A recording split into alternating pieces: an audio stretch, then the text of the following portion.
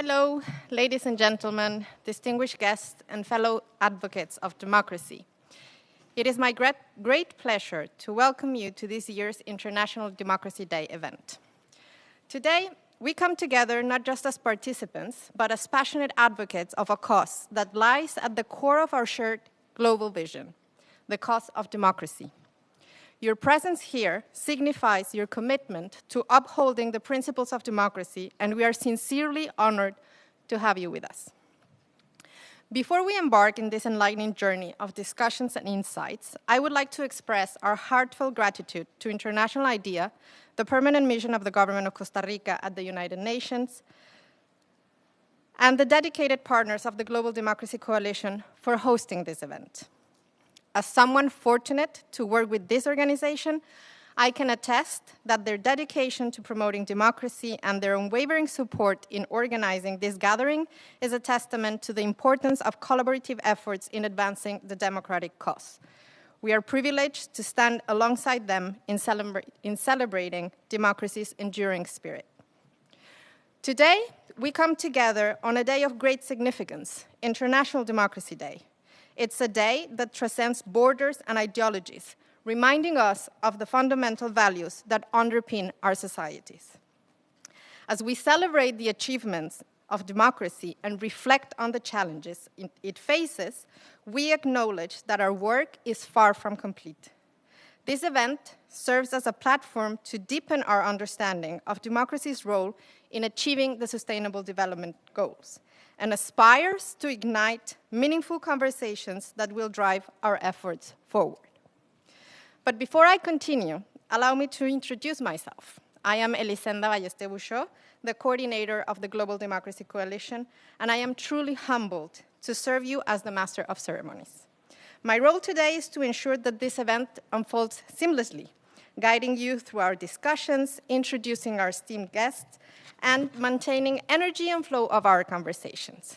It's an honor to be your host, and I look forward to a morning filled of enlightenment, inspiration, and meaningful exchanges.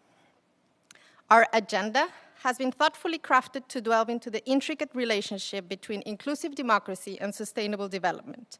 We will begin with the introductory remarks to set the stage for our discussion. Following this, we have two panel discussions, each addressing key aspects of democracy and its impact on society. In between, we have dynamic lighting talks that will provide diverse perspectives. Throughout the event, we strongly encourage active participation and eagerly await a vibrant Q&A session.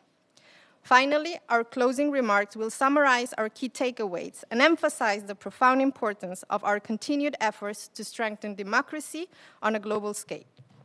So without further delay, let's start. We are truly fortunate to have a distinguished figure who embodies the ideals we hold dear. Dr. Annika Silva Leander will deliver our opening remarks. Dr. Silva Leander is the head of the North America Office of International IDEA, but she also serves as International IDEA's permanent observer to the United Nations. She champions democracy at the UN General Assembly and other global forums.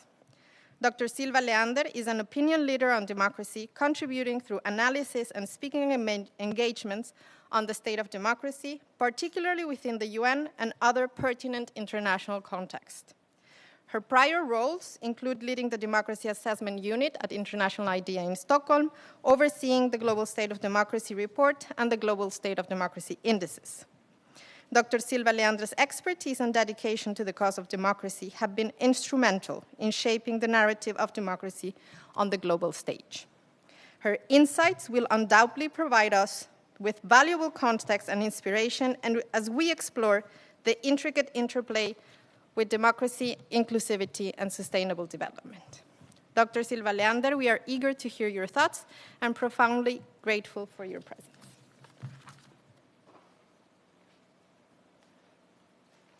Good morning, everyone, and warm welcome to this event celebrating International Democracy Day here at the UN. We could not find a more symbolic place to hold this event, as International Democracy Day was proclaimed by the UN for the first time 16 years ago with the purpose of promoting and upholding the principles of democracy throughout the world. In doing so, the UN invited all member states, civil society organizations, and other stakeholders to commemorate this day by using it to raise public awareness about the importance and the value of democracy. And this is particularly important at this moment in time, when democracy and democratic values are being challenged in many parts of the world. These concerning trends are both driven by and impact on countries' abilities to deliver well-being, sustainable development, and inclusive growth to their citizens. Ultimately, democratic backsliding impacts on the ability of countries to deliver on the 2030 agenda. International IDEA is proud and honored to co-host this event in celebration of inclusive democracy here at the UN, together with many of our partners in the Global Democracy Coalition, in collaboration with UN and International IDEA member states. For International IDEA, this day is the most important of all UN days because our mandate as an international organization is to support, advance, and strengthen democracy around the world. And we are a unique intergovernmental organization in that regard, as our 34 member states, democracies from across the world, have committed to democracy as a regime and as a set of values and principles in their own countries, but many also in collaboration with each other and others in the multilateral and international space. So we are here today to put the spotlight not just on democracy, but on the importance of inclusive democracy for the achievement of the 2030 agenda, an agenda where no one is left behind. Whether they are women or girls from indigenous communities, the LGBTQ+ community, people living with disabilities, migrants, refugees, young people, people living in poverty, religious, racial, linguistic, and ethnic minorities, all these voices and others need a space within democratic systems as active participants, voters, and decision makers. And we also know that too often these groups face unsurmountable barriers, both in newer and older democracies, and not the least in non-democratic contexts, to make their voices heard, to participate in decision-making, and to actively engage in their societies. Democracy at its core is about representation, equality, and the protection of individual rights. Yet in many parts of the world, countless individuals and communities still find themselves on the margins of these democratic processes, their voices stifled, their concerns ignored, and their rights denied. So first and foremost, we must recognize that democracy is not just about voting, but about participation and active societal engagement. The very essence of democracy hinges on the idea that every citizen should have the opportunity to influence the decisions that affect their lives. But when marginalized groups are excluded from this process, we undermine the very essence of democracy. By denying them a voice in decision-making, we perpetuate a system that favors the privileged while neglecting the concerns and needs of the most vulnerable among us. Including marginalized groups in democratic processes is not just a matter of fairness, though. It is a matter of improving the quality of decisions as well. When we exclude voices from different backgrounds, experiences, and identities, we miss out on a wealth of knowledge and insights that could lead to better policies and more equitable solutions. Inclusion allows us to tap into the full potential of our collective intelligence. We also know that marginalized groups often bear the brunt of social, economic, and political inequalities. They are disproportionately affected by policies that fail to address and to consider their unique challenges and needs. And without their input, our democratic processes can perpetuate these disparities. So including marginalized groups in democratic processes also helps promote social cohesion and unity. When individuals and communities feel that their voices are heard and their interests are represented, they are more likely to trust the institutions of democracy. And inclusivity fosters a sense of belonging and shared responsibility, ultimately strengthening the bonds that hold our society together. So how can we ensure that marginalized groups are included in democratic processes? To do that, we must begin by dismantling the barriers that have historically excluded them. And this includes addressing issues like voter suppression, discriminatory electoral practices, and unequal access to education and information.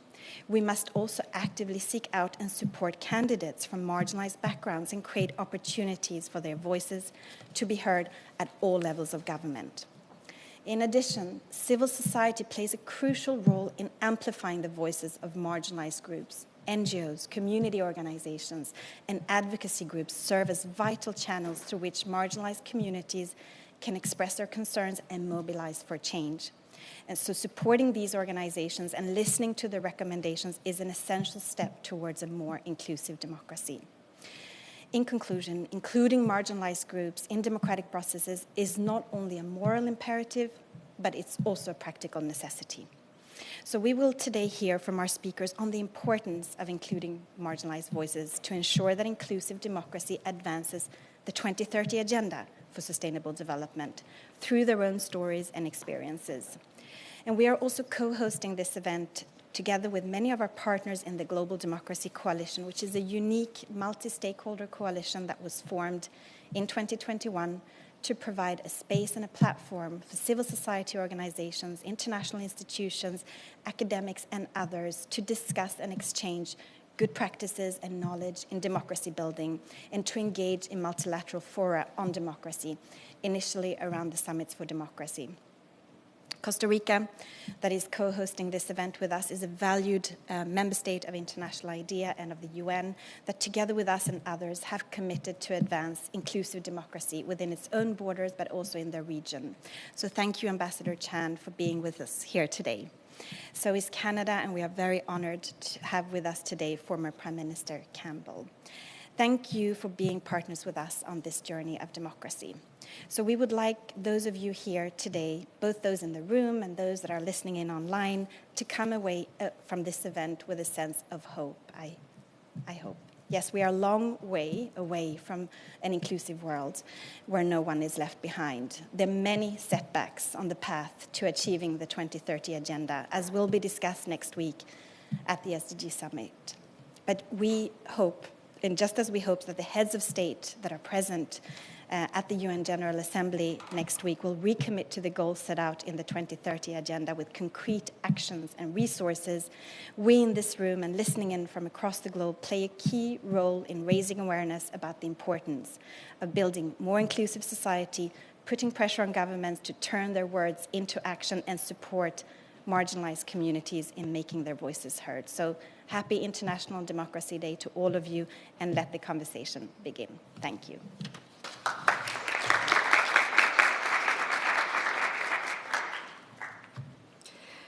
Thank you so much, Annika, for your enlightening remarks. They have indeed provided a profound context as we start our discussions.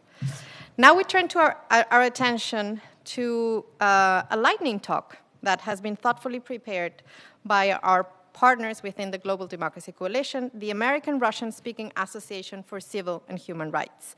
Joining us are Ms. Lyubov Stasiv, a former Ukrainian Member of Parliament, and Dr. Dmitry Glinsky, the Executive Director of the American-Russian Speaking Association for Civil and Human Rights, both of whom also serve as co-chairs of the Ukrainian and Russian-American anti-war roundtables at the organization. They will be sharing their valuable insights, setting the tone for the first panel.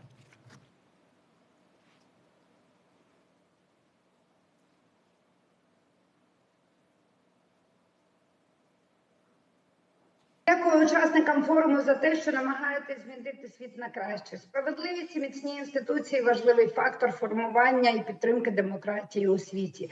Вони взаємопов'язані як всередині наших країн, так і назовні. Україна століттями розвивала демократію і за останні 30 років незалежності досягла чималих успіхів. Представники національних меншин і навіть політемігранти обіймали в ній високі посади. А в Росії склалася диктатура, що представляла протилежний напрямок розвитку. Вона запекло чинила опір вибору України, спершу маніпуляціями, а 9 років тому розв'язала проти неї криваву війну, порушивши всі міжнародні норми. Вона перетворила мільйони вчорашніх учасників демократичних процесів на біженців, дестабілізує розвиток інших країн, паралізує міжнародні демократичні та миротворчі процеси, блокує рішення, користуючись своїм ядерним статусом і правом вето в Раді безпеки ООН. Якщо не зупинити агресора, нові хвилі біженців можуть захлинути собою західні суспільства. Це лише найяскравіший приклад, як нерівноправність між державами руйнує справедливість, підриває їхні інститути, віддаляє нас від досягнення цілей сталого розвитку. Включення української діаспори, зокрема біженців у роботу інститутів і форумів демократичних суспільств, зміцнює демократію. Наші спільні столи американців українського та російського походження, які протистоять кремлівській диктатурі та агресії, одна з ініціатив у цьому напрямку. Саміт ООН щодо цілей сталого розвитку має звернути увагу на нерівноправність у її структурі, адже установчі документи ООН сягають 80-річної давності, вони застаріли і потребують перегляду. We thank the Global Democracy Coalition for the honor of addressing you today. Connecting participation and inclusion with peace and justice has a special meaning for refugees and exiles from dictatorships and war.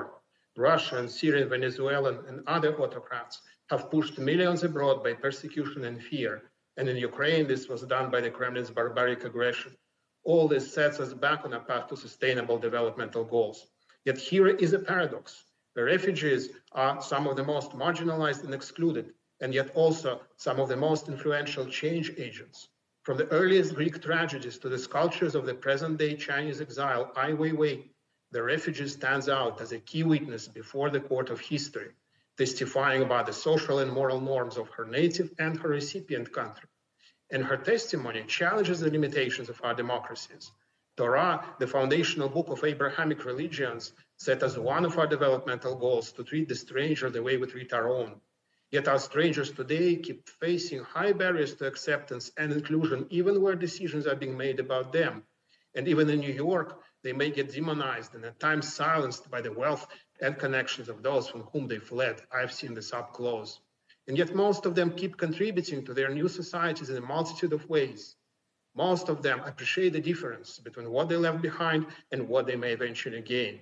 And many have learned from experience that peace without justice for the victims and their victimizers will never last. They have higher stake than some of the more privileged groups in the success of the Summits for Democracy and the Global Democracy Coalition agenda as a joint counteroffensive against their oppressors. They are the natural allies for all those working to make our democracies more inclusive and resilient against autocratic and oligarchic challenges at home and abroad. Giving them voice across our institutions, starting with those that are supposed to help them, would add strength to pro-democracy forces around the globe. Our Association of Refugees, Exiles, and other migrants from former Soviet countries of Europe and Asia is proud to add to this effort. To amplify people's voices for a just peace that would make Ukraine whole, we've been bringing Ukrainian and Russian diaspora activists together for dialogue among themselves and whenever possible with global audiences like you here today. Thank you for listening.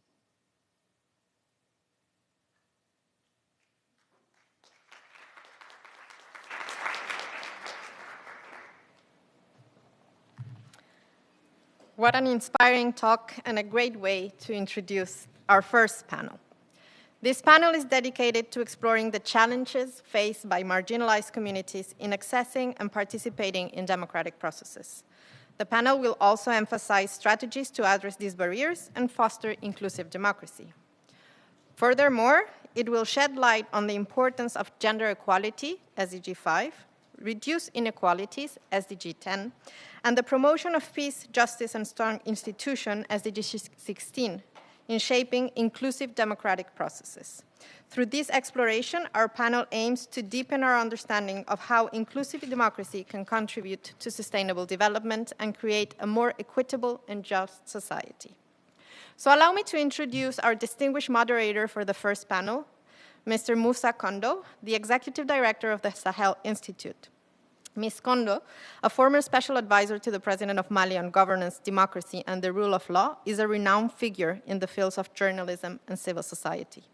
With nearly 2 decades of experience in community development, particularly in engaging youth and promoting civil participation, he has made significant contributions to sustainable development.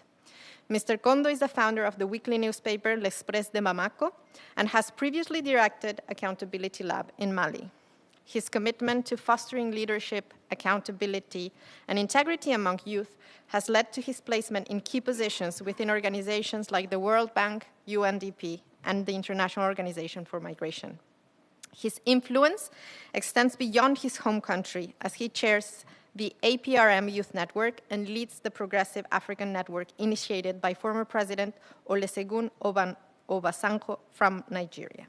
We are deeply honored to have him guide our discussion today.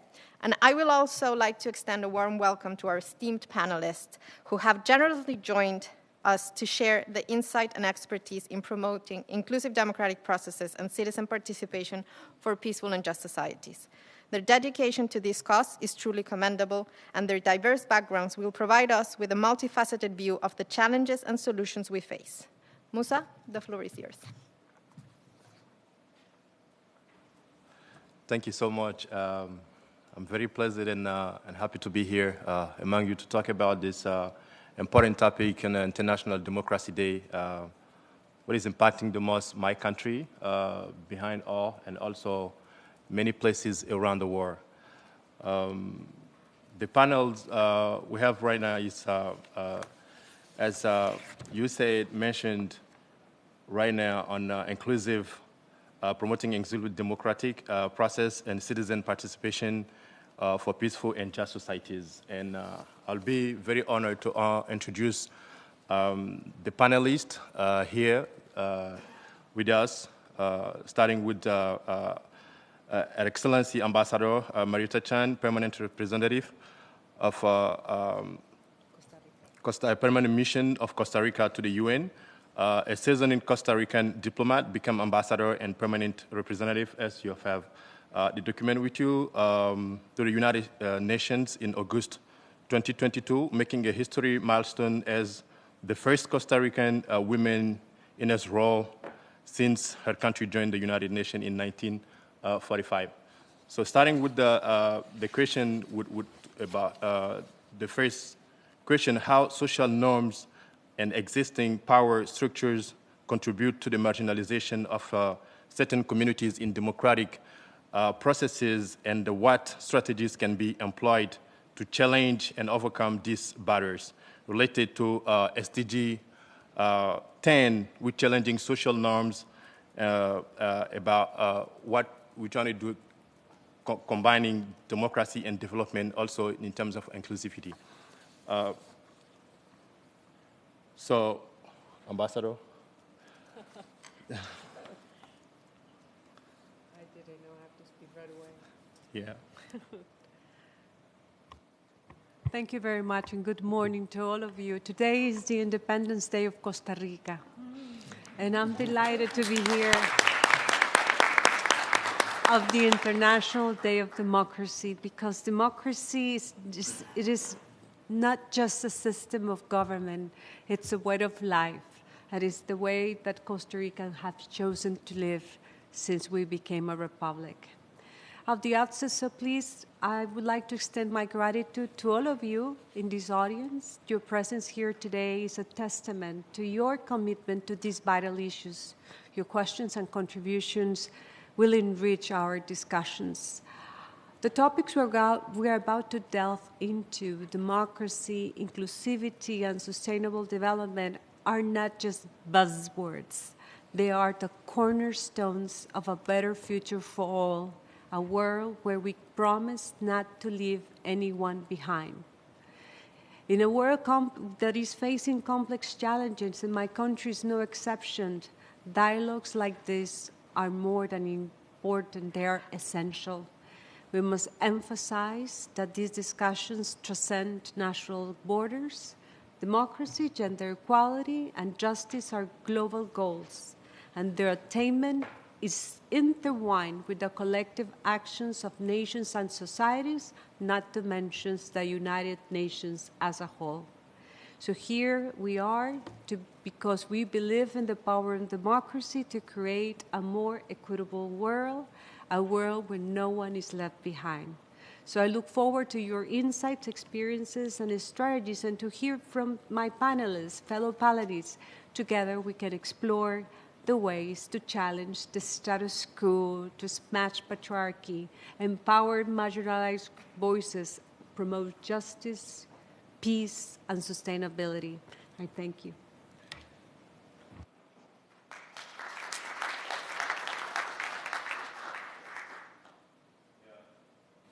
Thank you so much, Ambassador. I just want to add before I move to the next panelist, Ambassador Chen is deeply engaged with the international and regional organization and civil society and academia. She is a member of the International Advisor Council at the International Peace Institute in New York and holds a leadership position in several UN agencies, including Vice President of the 2023 Executive Board of the United Nations Development Program, the United Nations Population Fund, and the United Nations Office for Project Services.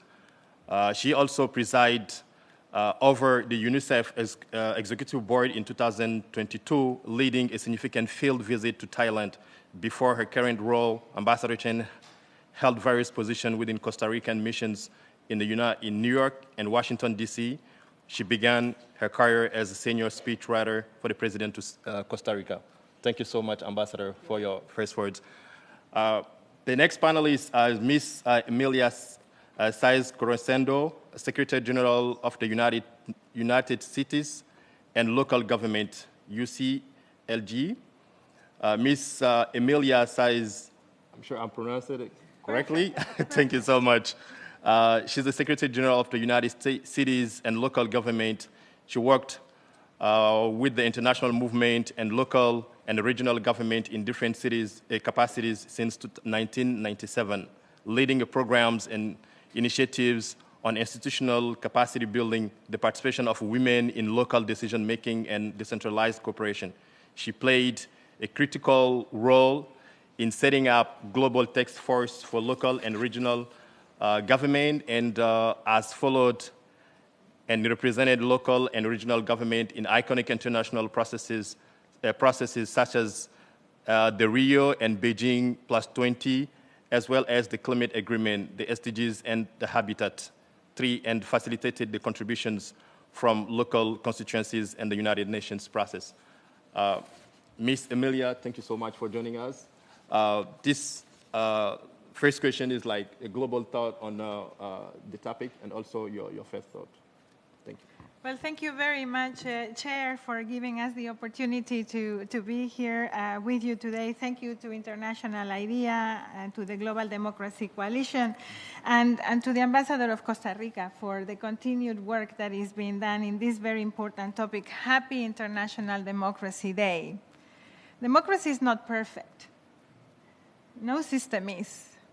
And I don't think it has ever meant to be very perfect because it needs to evolve. To actually work, it needs to evolve with us. And what we are facing today is how democracy is coming to be under stress.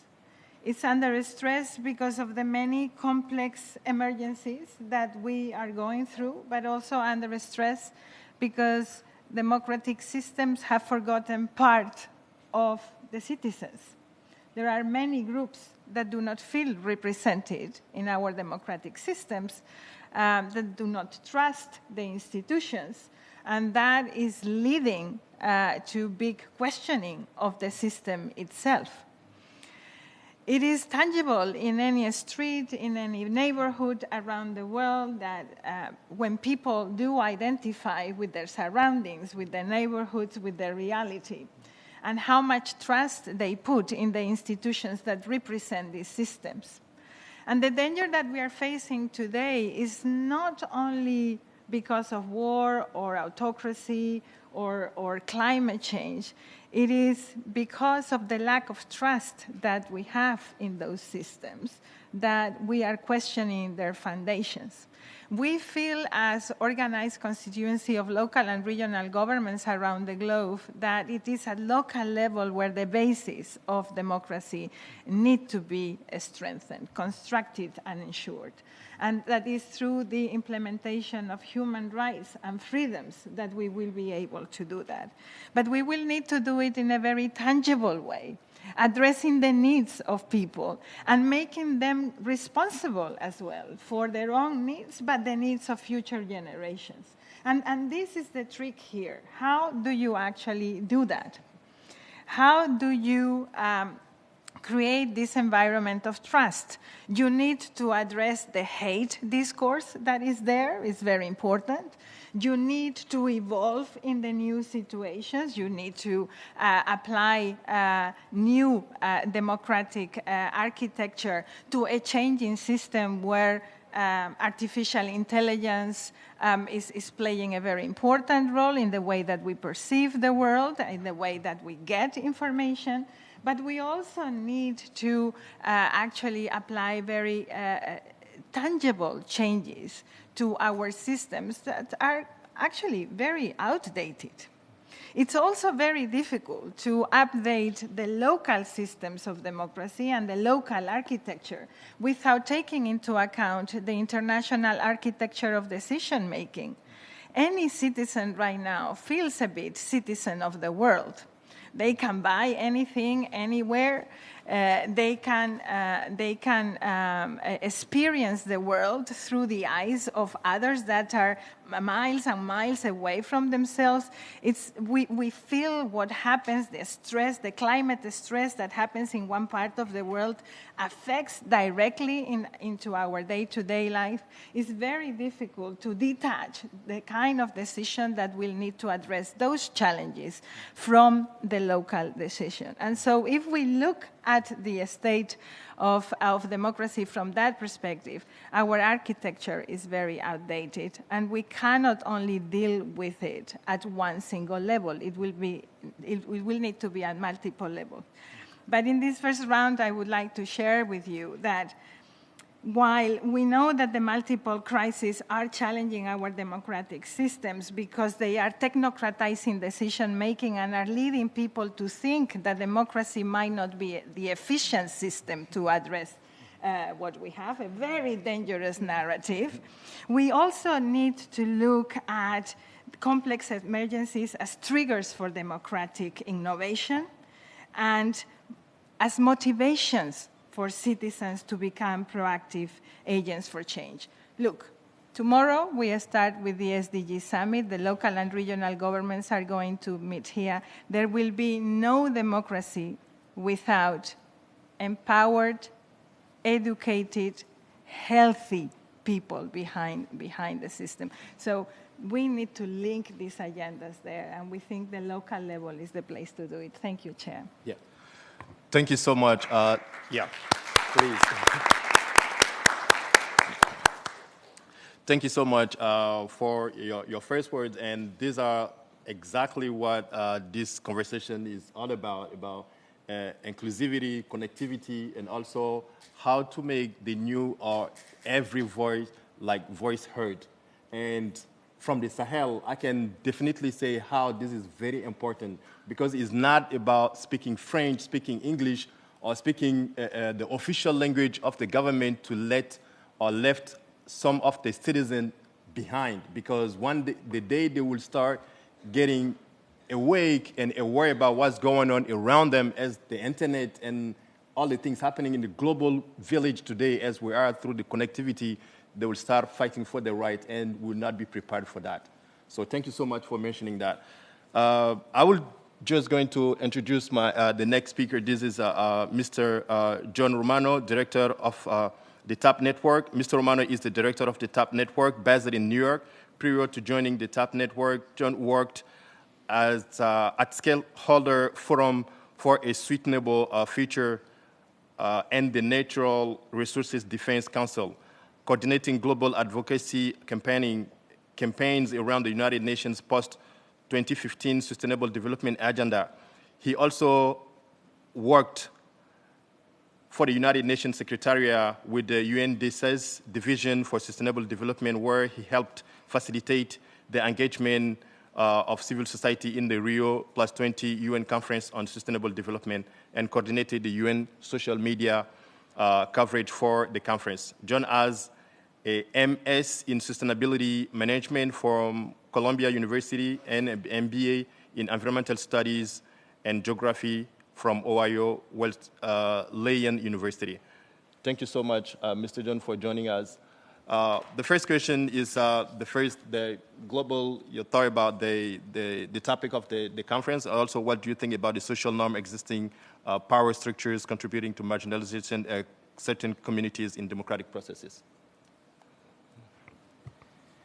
Great. Thanks very much. Thanks to the organizers of this timely event. Also right in advance of the SDG Summit, where I think we may have some democratic challenges, especially from the civil society side of things, in accessing some of these meetings. So we'll talk a little bit about governance and democracy on another level. But I think one thing I wanted to mention, I mean, the question really here today is how does governance and inclusion and decision-making, I think these terms are kind of synonymous with one another, how does it contribute to advancing progress towards the SDGs and the 2030 Agenda? We've already heard that the SDGs and the 2030 Agenda are supposed to be people-centered and aiming to leave no one behind. So I think that's a critical question to unpack. I'm curious to hear actual experiences from all of you on how that's happened in your own contexts as well. But as a network, the TAP network works on SDG 16, or SDG 16 plus, as we refer to it. We refer to it as SDG 16 plus because we feel that all of the issues contained within SDG 16, peace, justice, inclusion, the rule of law, human rights and fundamental freedoms, accountability, all of those issues are intertwined with the 2030 Agenda. They act as enablers and outcomes of sustainable development. So for us, this topic of democracy and inclusive decision-making hits at the core of our work and at the core of our over 400 members around the world. I think I can't do justice to, no pun intended, I can't do justice to expanding and kind of taking on all of these interlinkages, but I'll just mention a few things based on some of the things that we've reflected on as a network. I think very obviously inclusivity, and I don't think I need to sell many people in this room on this, but inclusivity in decision-making helps foster more peaceful societies, especially in cases of conflict, either within a country or between countries. The solution really needs to be tailored to appeal to the needs of all parties. So ensuring that especially citizen voices, the needs of citizens are reflected in conflict resolution at all levels, I think is hugely important. Democracies also are critical for ensuring that decision makers are representative of their populace. I think that's also a given. And that's not to say that it's impossible for a governance system or set of representatives that aren't necessarily representative of the populace. So that's not to say that it's impossible for them to take decisions that are in the best interests of their citizens. But I think, again, it goes without saying that people that have these lived experiences and know the realities on the ground of different populations at different levels, I think is hugely important to contribute to the discussion, the dialogue, and the decision-making part of democracies. So ideally, more representation or more equal representation is ideal. I think one particular statistic in this front is, I think, pretty jarring. One global statistic is that 26% of women, or 26% of total parliamentarians in the world are women. And I think at this rate, at the pace that we're going, we won't achieve gender parity in parliaments for another 80 years. And I think that's just not good enough. I think from our side, how do we think about ensuring that, yes, in our democracies, we do have more representative decision-making in addition to this inclusivity aspect of things. I also wanted to think a little bit about beyond democracy and democratic systems. Also think a little bit about what other ways there are to increase inclusion aside from voting and representation and things like that. I think one example is around participatory budgeting. I think this is a really important aspect of the decision-making process, and they often say you can't measure political will, but I think you can, and it's usually through budgets. It's a way to help citizens engage in a dialogue around what their priorities are and where money should be allocated within budgets, because policy commitments can really only go so far. We need budgets to back things up. Another example is around mobile court systems, and this has been particularly pioneered in countries like Kenya that help increase access to justice systems to particularly rural areas, also provide support for around customary justice systems, and helping citizens access alternative dispute resolution mechanisms, civic justice needs, and the like. And I think it's important for us to raise these examples because, I think it's, especially with inclusivity and democratic systems under threat these days, I think it's important for us to showcase and do a bit of storytelling of where are these inspiring and positive examples that governments and other institutions can aspire to, and how can we learn from colleagues like Costa Rica, for example, who abolished their army, which has really allowed them to focus more on the needs of citizens themselves. So how can we really learn from one another around our experiences and maybe some of the cases where we haven't necessarily done so well, and learn from that as well. So I'm particularly intrigued to hear about your experiences and see how we can learn within this community and obviously a bit beyond there. But I'll stop there and contribute to the discussion. Thank you. Yeah, thank you so much. Mr. John, I'm turning now to our panelists. The last not the least, Ms. Regina Wolf, Senior Global Gender Advisor at the International Foundation for Electoral Systems, IFES. Thank you so much for joining us. Regina serves as the International Foundation for Electoral System, IFES, Senior Global Gender Advisor. She works closely with the regional teams and field offices to implement IFES' approach to gender equality and women's empowerment programming. She also provides strategic vision and leadership for IFES gender portfolio in outreach and partnership, technical advancement and innovation, technical assistant, quality assurance, business development, and program design. Ms. Forbes, I'm sure I'm pronouncing it correct? Oh, thank you. Has more than a decade of experience in public service and advancing the rights of marginalized people in particular, and she has championed gender equality issues and the right of lesbian, gay, bisexual, transgender, and queer people in her work. Fark began her career with the federal government as a presidential management fellow in the Bureau of Democracy, Human Rights, and Labor at the U.S. Department of State, and went on to serve as the Obama administration Director for Human Rights and Gender at the White House National Security Council, and as the Chief of Staff in the Secretary's Office of Global Women's Issues at the U.S. Department of State. Thank you so much, Ms. Regina, for joining us. So the question is the same, like your thought on the topic, and also I will just continue the conversation. Wonderful. Well, thank you so much to our esteemed moderator. Obviously, thank you very much to International IDEA, the permanent mission of Costa Rica to the United Nations, and happy Independence Day to our colleague, Madam Ambassador. And thank you very much to the Global Democracy Coalition for the kind invitation to be here and for hosting this really important discussion. I'm really honored to be part of such an esteemed panel of experts.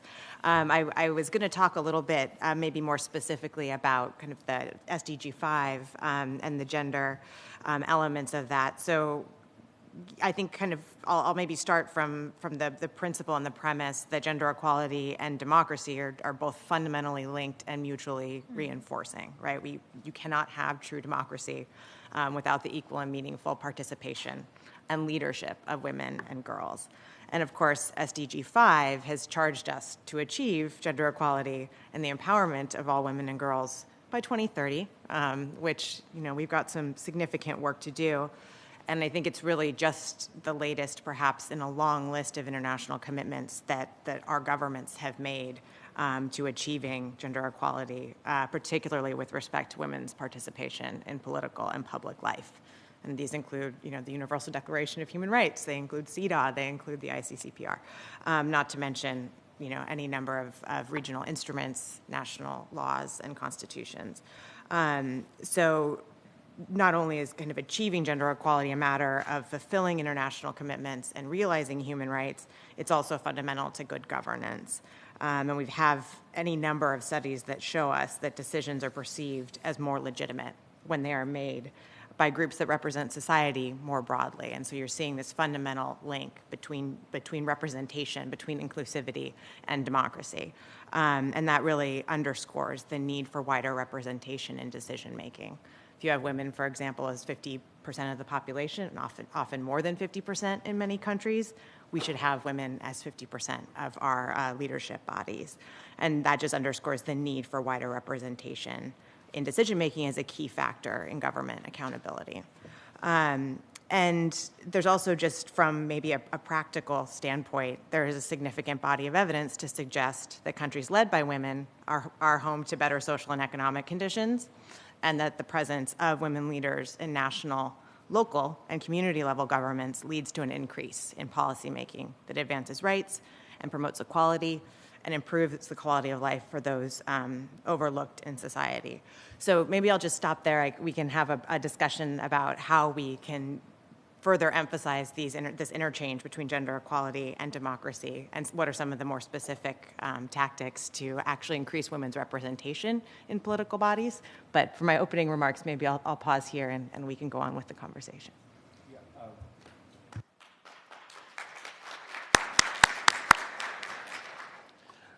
Thank you so much for your first words about this SDG 5. So I would just stay with you with a quick question about about the same in the same line. So what actions can be taken? I mean, to ensure the equal representation and meaningful participation of women in decision arenas. So, I mean, I think, the 2030 agenda, 2030 is rapidly approaching. I think John took one of my stats that I often use, that women are at, 26% of parliamentarians globally.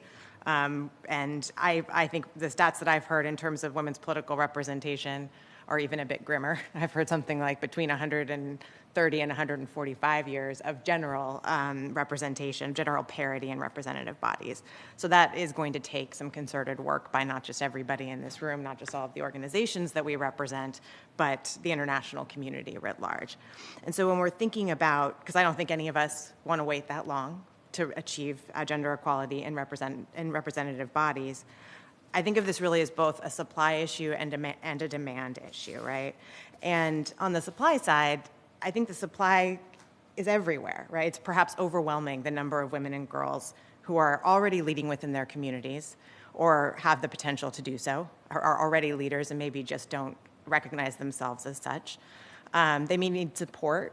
They may need encouragement. They may need some specific skill building, for example. They may need access to information, access to that opportunity.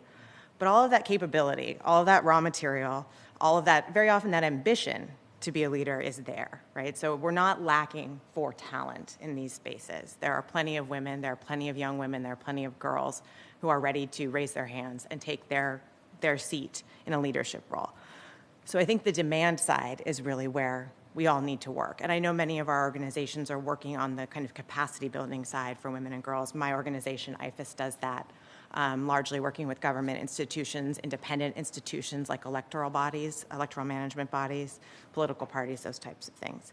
But I think the demand side is very important because we have to support the environments in which these highly capable and highly capacitated women and girls are seeking to engage, right? Because otherwise, we're setting up women and providing them with training and providing them with information and technical assistance and empowering them to engage. And I don't want us to be empowering them to just run faster into a brick wall, right? I want them to be able to actually move forward. And this really often means working to improve the legislative and political environment that they're entering. And there's a number of ways we've been doing this for a while.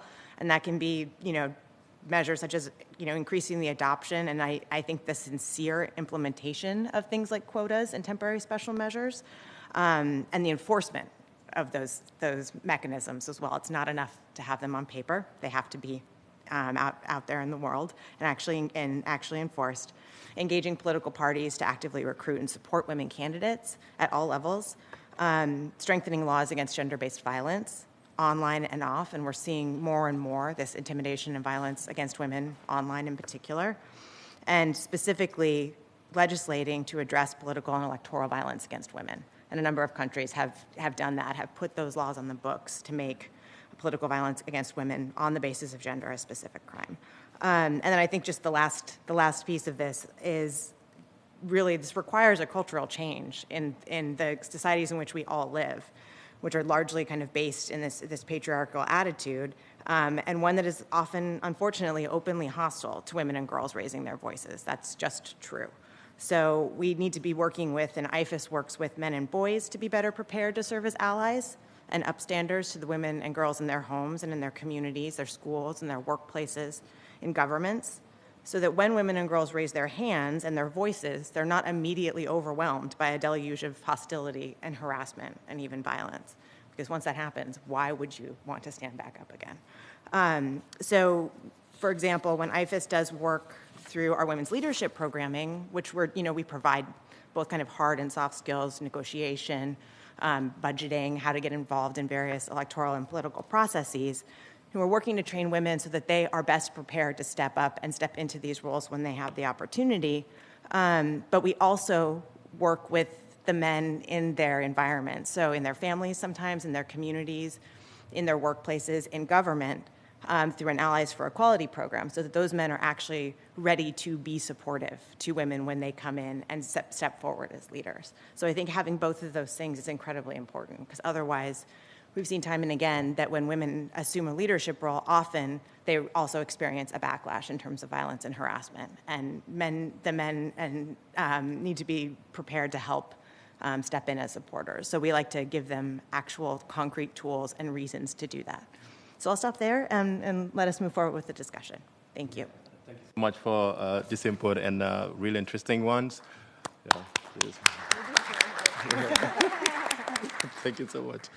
Thank you. The point you just mentioned, sometimes it's the places, I'll just put fingers, my own country, Mali, where at a certain moment, the National Assembly voted a law to oblige like every single political parties and civil society organization in terms of position and certain thing concerning a quota.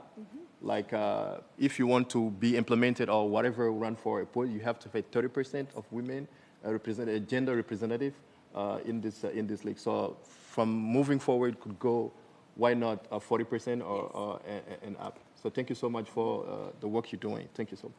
So I will turn right to my right, Ambassador, about the inclusion and also the marginalization of certain communities.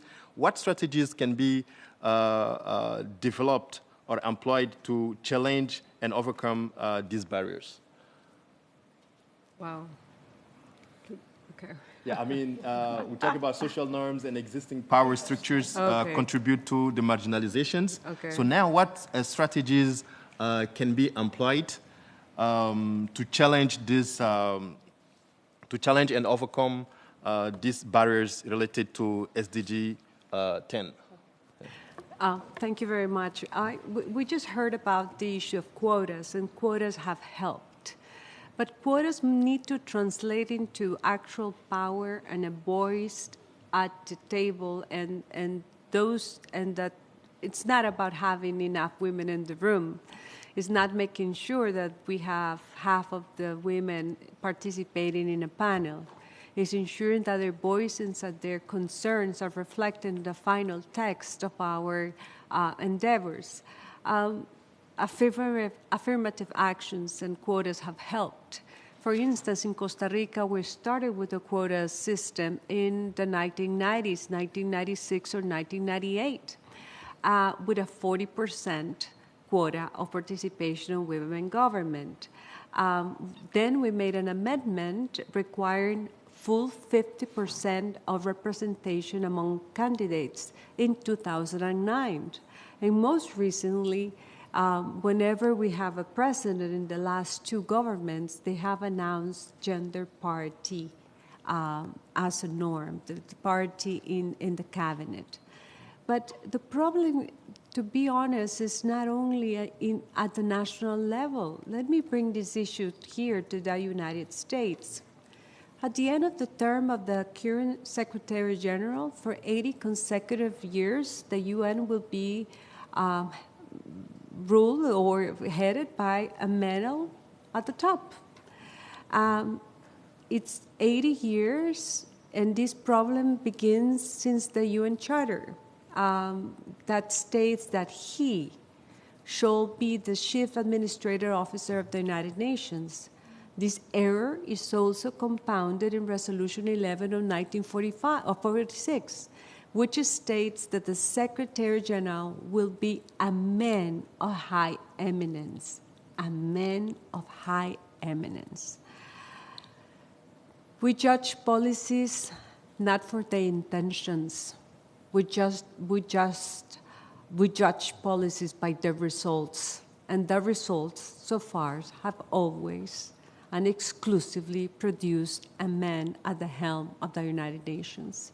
And it took 77 years after Costa Rica signed the UN Charter to appoint the first female permanent representative to the United Nations.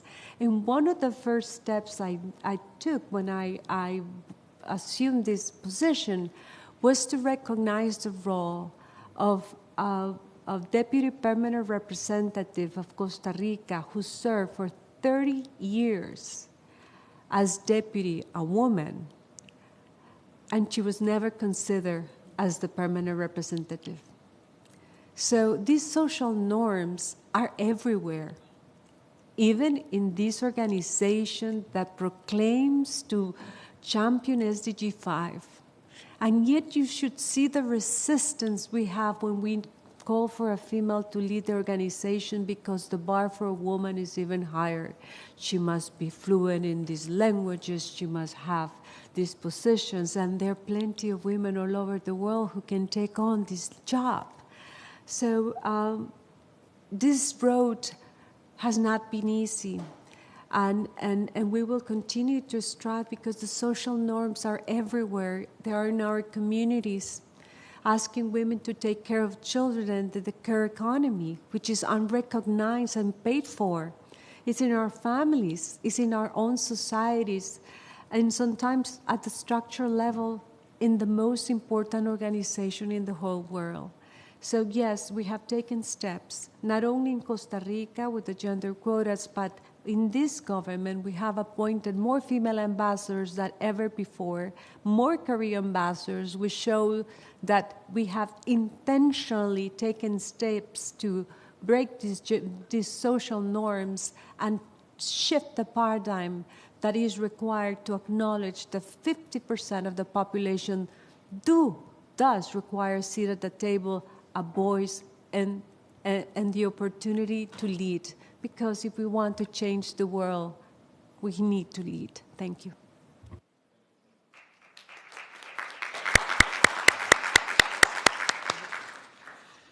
Thank you so much for pointing in this. So I'm turning to Emilia with I will a little bit reframe the question, but in the same line, what action can be taken to ensure the equality representation? Talking about inclusive democratic processes to contribute advancing gender equality and the participation of women in decision making. Well, thank you very much. What an interesting discussion. I think that it's not about gender equality that we're talking about. I think it's equality in general, and we need to address gender equality in particular, because that is clearly a big failure of our civilization and our societies. one of the important things that I would like to bring to this discussion is that it's not, we all think, oh, it's another 100 years before we reach equality. It might be much longer, actually, because it's not a linear increase.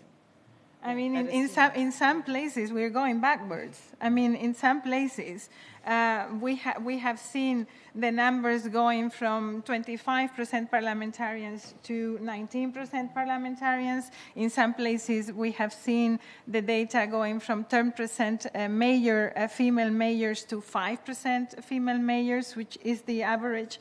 And so I think it is important to take that into this light. I think in order to have equality, you need to have women in political decision-making. Because if you don't have women in political decision-making, the structures of the decisions and the type of service provision will not lead for a new type of society where women can play a role, where they are truly empowered and where they are acting as equals.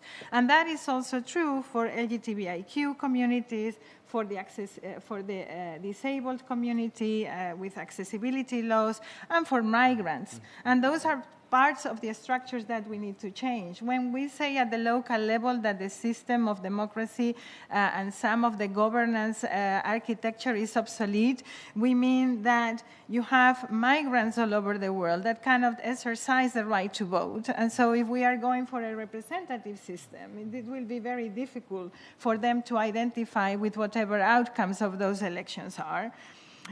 You have groups with specific needs that do not identify with the decisions that are being made, and so the local service provision that is facilitated by the institutions are solutions that they also don't identify with. So, what do you need to do for equality in general? Women in particular, you need to empower them. You need to educate them.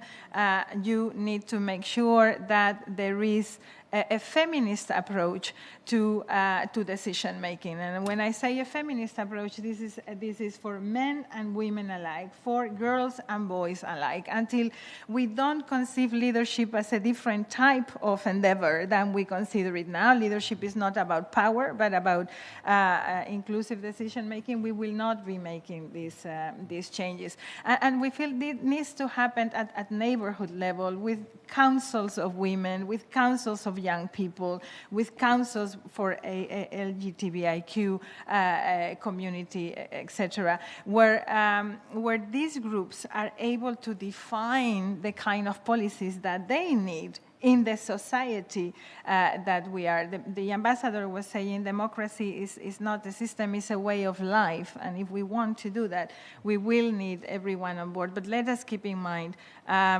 not every woman decision maker is a feminist. And not every woman that is there is making decisions in favor of women and the most vulnerable groups. And that's okay, because men have done this for hundreds of years. So women, those voices also need to be there. But we need to focus on the quality of the equality. Thanks.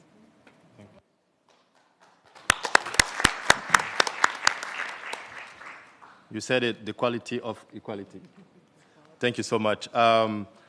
As John, I'm turning to you. You mentioned about a different aspect to strengthen democracy in terms of way of life, and also the budget, the participation, and inclusivity. I will just add also about the social justice. And I've seen a lot of developing, I would say, democracy are facing a lot of challenges right now, including the Sahel region where I'm from, Mali. This couple of last 3 years, we had like 6 military coups, just to say how democracy is challenged and how people are struggling to find their ways to make the democracy. And what could be the role of certain established and developed democracy to system? Because it's all about defending values behind the words. Because democracy and how we feel it and how we live it, the ambition also is about population to have people leading the destiny to be able to solve problems and also anticipate in future challenges towards the context or towards the countries. So we've seen a lot of authoritarian also regime pushing towards these countries to say this is not the good norms, and here is another options you can look at and you can get your way out, because the way things, corruption and also social injustice, because when we talk about social justice and injustice, is about frustration. And the day these frustrations decide to come out, we cannot control, and it could lead to any kind of thing. So what do you think could be the role of engaged citizens to understand their right to participate and also to get their voices heard? Because it's not just to participate, but how to get your voices heard, whatever it is in the process, aligned to SDG 16. Great. Yeah, I think those are really important questions for us to think about. And I think, yeah, I mean, even thinking, I mean, I know it's, it seems like an eternity ago now after COVID, but thinking back to 2019 and 2020 even, if you remember, that was a period where we had quite a bit of social unrest and protest movements, I think in all regions of the world for many different reasons, but I think the underlying root cause of those of that discontent was a lack of a lack of social justice. And I think when we come to the SDGs and governments report on their progress towards the SDGs and say, yes, okay, we're doing well, A, B, C areas. I think in a lot of ways, it's important for us to think about how people feel or experience that progress. So administrative data, the data that governments are saying, these are the things that we are doing, is great. Any progress is good progress. But I think it's important for us to think about how we ensure that people actually feel connected to those institutions, the policies, and again, goes back to that question about the trust, and trust being a fundamental aspect of a functioning democracy. I think when people feel like their government or their institutions aren't delivering for them, in a democracy, they have the right to protest. And I think that's a really amazing thing. But I think we also have to think a little bit about the situations where, or the governments or the people that live in undemocratic states or in authoritarian cases. And I think this is a really, I don't have the answer for this, but it's an important question for us to think about.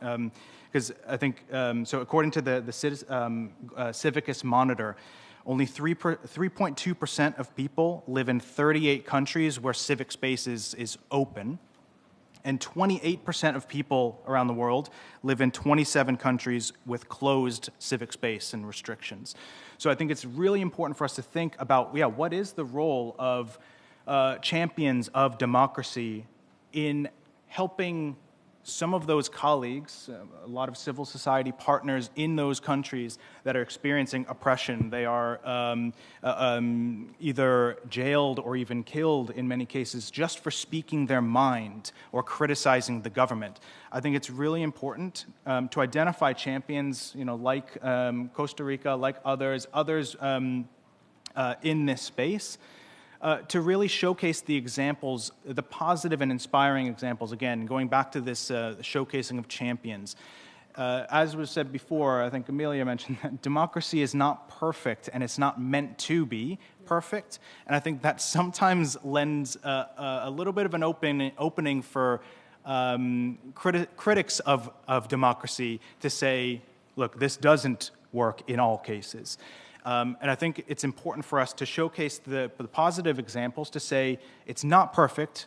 Democracy and this work is difficult, but here are some really shining examples of where it's been done well, and it can be done in other cases. And I think one final thing, just to think a little bit about that, the social justice and protest movements, things like that. I think it's also important to think a little bit about how we engage young people as well. I think obviously it doesn't need to be said that young people do need to play a much larger role in our democracies and decision-making. And I think inherently, young people may have a more long-term perspective when it comes to policymaking, because a lot of the decisions made today will impact their futures most of all. So I think a key question is, how do we get young people more involved in policy, or more young people involved in community-based work, or even in leadership opportunities? I think another key question for us to kind of think about, how do we do that? And again, obviously, super interested to hear from others here on experiences on all of these fronts as well. Thank you so much. Promoting inclusive democratic processes require us to have a very inclusive conversation also. So beside the panel, I'm turning to the audience, the ones who may have questions for the panelists. I'll be very happy and pleased to answer. Yes, please.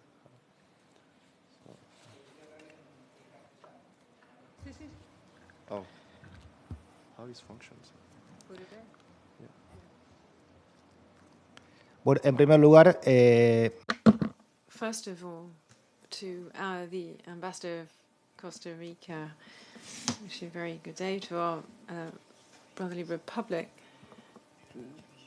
it's an excellent opportunity for giving so much visibility to the important issues we're discussing today. I was listening to the panel, and I congratulate you all. I heard a lot: gender equality, an environment of trust, artificial intelligence, healthy and educated people, democracy, and equal representation, overcoming barriers, and democracy as a way of life. I here represent two hats. I represent the Congress of the Republic of Argentina and also the International Federation of Libraries and Bookstores. I didn't hear the magic word, which was libraries. This is a magic word, libraries. I would like to say that 80% of our sector is made up of women, and these are women that represent their gender. Libraries are safe places. They are secure spaces. They are places where people can meet, where there is protection when democracies are struggling. In my specific case, I come from Argentina, where we are celebrating 40 years of democracy. We came out of awful military coups, and the safest spaces for democracy are libraries. And that's what I wanted to say. There are many people that say that there is no future for libraries because of artificial intelligence and so on, but this is totally misguided. Libraries are safe and secure places where you can go to find the real answers. And so what I want to say to the panel is simply, what I want to ask you is, what do you think about libraries as a space for democracy? Thank you. Thank you. Who else want to ask a question? And please, if you can just be a little brief and ask the question and introducing yourself, please, so we can get time for more people and our panelists to interact. Is that another question? Okay, please. Okay. Thank you. Thank you, moderator. I will make a comment. I'm the DP of Chile. I'm very pleased to be here. Thank you, Costa Rica, for inviting us to commemorate the democracy. It's very important, and the other organizers. In Chile, we are in full agreement with all the things that have been said here. We cannot emphasize enough the target of gender equality. You know, this is a key component for democracy. We talk about real democracy and inclusion. In Chile, we have introduced that in the electoral laws. So it's very practically applied. We are making progress. But also we launched just last year our feminist foreign policy, which includes this substantive participation of women in decision making. It's not just to have women there. I would like to mention that inclusion in the terms of fighting poverty is fundamental as well. This is the big exclusion historically that we need to be aware, and this is the Agenda 2030. This is a key component of democracy. And we know that pandemics, brought a lot of setbacks. And of course, human rights are fundamental for every minority, every group, respecting its dignity. Everything is intertwined. And finally, the role of the youth, of course, is critical. They will inherit the world, we are transmitting them the value. So my question is, I would like to have the comment from the panelists, and it's a bit related to what Argentina just said, the bibliotecas, library, but the thing of we perhaps need to take again civic formation, educación cívica. This is key. With the hate speech and with the disinformation in the world going around freely, we need to go back to the basic, which is to form the people on the basics of democracy and how fragile it is. Before we took it for granted, not anymore, because there are many misconceptions there. So I think that we should, again, in the schools and in many places, to highlight the value, the importance of civic formation. Thank you very much.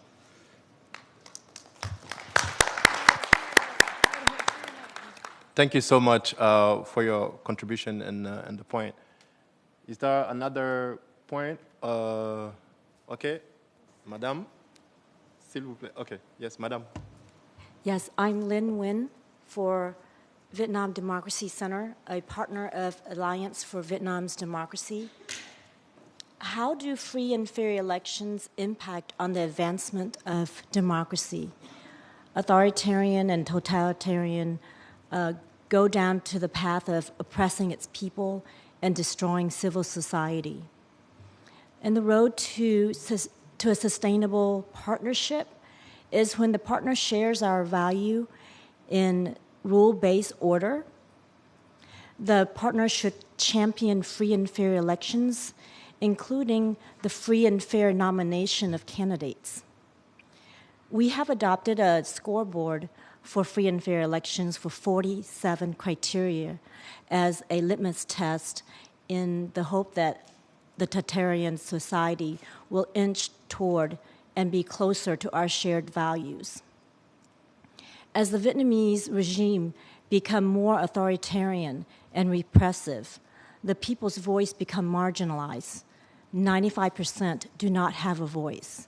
The actual barrier is the ruling regime. There is no gender equality, justice, or strong civil institutions. We look forward to working with you in advancing a democratic Asia. My question again is, how do free and fair elections impact on the advancement of democracy? Okay, thank you for your question. Due to time sensitivity, I apologize. We just answered these questions. So, yeah. Ambassador, please. Yeah. Muchísimas gracias a las dos preguntas. Thank you very much for all of these questions that we had from Argentina and Chile. In English for the rest of you. Thank you. I usually tell my delegates that excellence is a lifestyle, same as democracy. And excellence in the United Nations, and for a United Nations delegate, is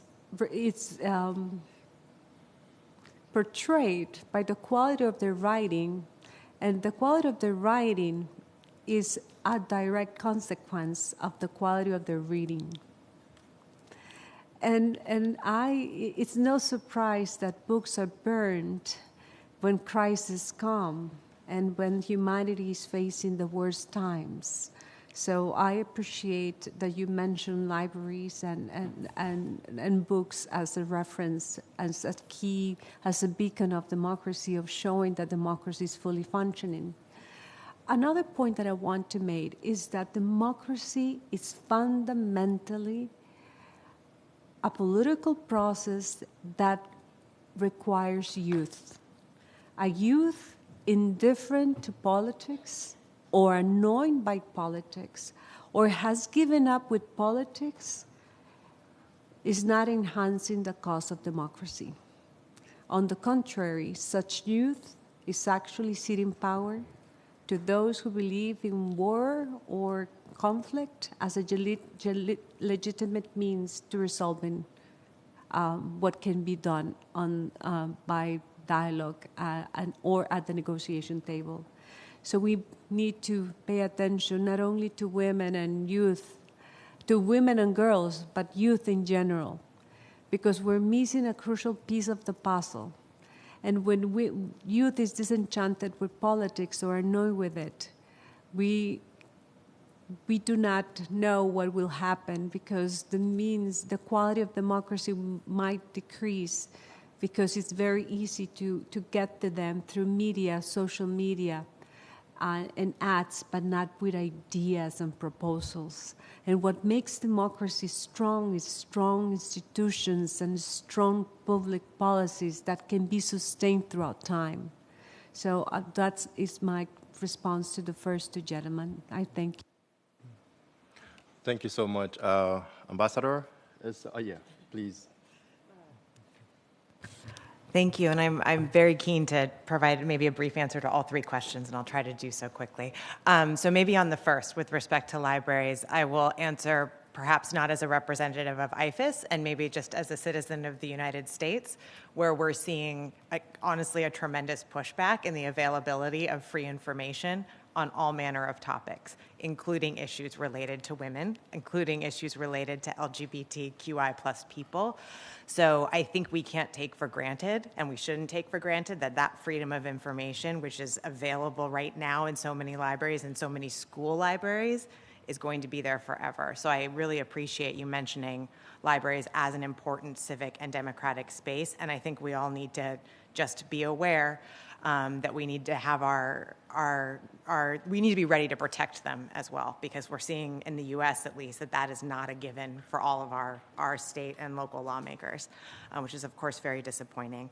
And I think that does speak a little bit to our colleague from Chile speaking about the importance of civic education, and that's a big part of the work that IFES tries to do around the world.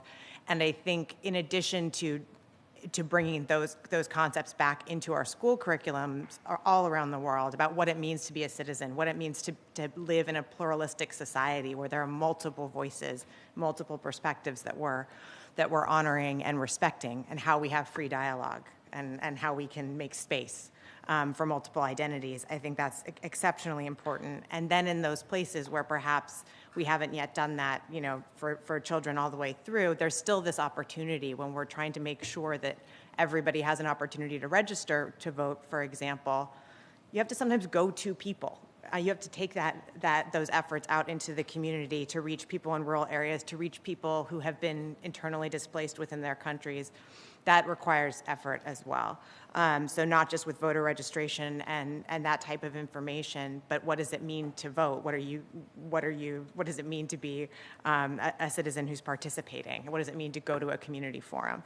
And so that I think is exceptionally important. And then to the last point on free and fair elections and the relationship to democracy. Free and fair elections are, of course, an essential element for democracy, but elections are not democracy. It is entirely possible to have an election that looks good on paper that has nothing to do with the way that on election day, right? Everybody can go and vote. Maybe there's not any outward violence, outward restrictions in people casting their ballot, but if there have been restrictions at every moment leading up to who shows up on the ballot, what's the point of an election if you really only have one party? We don't want to let a technically fair election or a technically competent election stand in for democracy and mask what is often significant democratic irregularities in the actual governance of a country. So just to say that democracy is much, much, much more than free and fair elections. Thanks. Thank you so much. Thank you. I'm inviting Ms. Emilia for some questions. I want to pick on that and also address the three issues that have been raised. Democracy is not only about elections, and however important that component is indeed, but it is about co-creating a community around democracy. And this is why the local level is so important, and also we consider libraries as part of that public space. It's not only about the books in the library, but about the community that you create around the books. And when I was saying that for democratic system to be sustainable, we need to have informed and healthy people. I was referring to this indeed. But in the era of interconnected individualism that we live, I think we will need to redefine what a democratic system implies. And redefining this will also need to look at where our participatory democratic exercises have been failing, because they have been treated a little bit as pilot projects, not included everywhere, including everyone, not upscaled enough, and engaging only parts of the population. And I think in this redefinition of those exercises, we will find many answers on how people will embrace the system or not. And it will be responsibilities indeed of all of the public spaces and all of the empowered civil society to actually also challenge the decision-making architecture about the type of policies that will need to be implemented. This is what democracy is about, and I think it links with civic education, but about co-creation of not only policies, but also responsibilities. Thank you. Thank you. I'm inviting Mr. John, if you have a thought about the questions. Yeah. Sure. Yeah, a lot's already been said, so I'll just provide a few quick thoughts.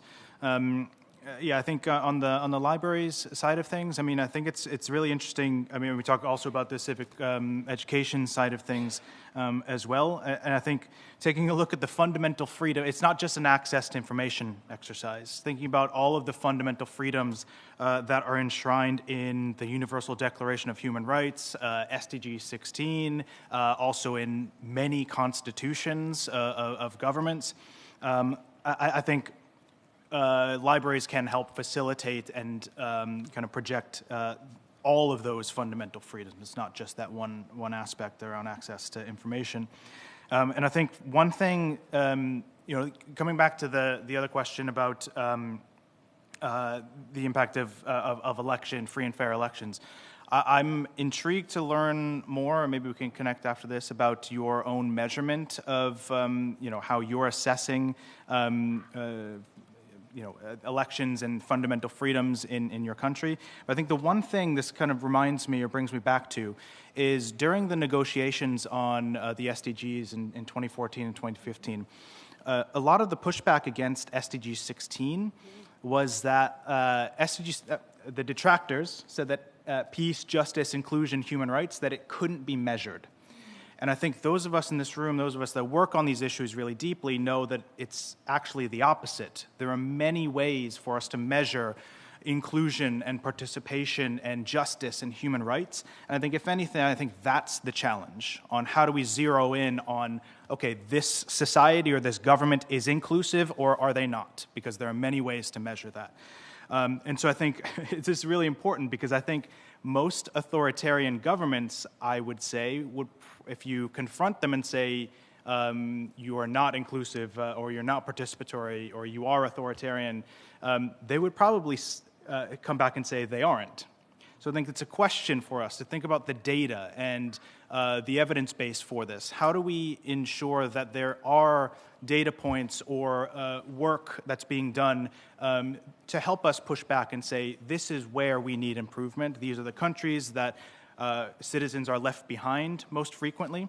And again, I mentioned the Civicus Monitor as just one example of efforts to do that. But I do think there is a role to play from colleagues and partners here, champions here at the UN, to help push back against some of those, you know, the countries that might say that they're being inclusive, but may not be, and using some of that evidence base to kind of be the foundation of how we hold those governments accountable at the international level.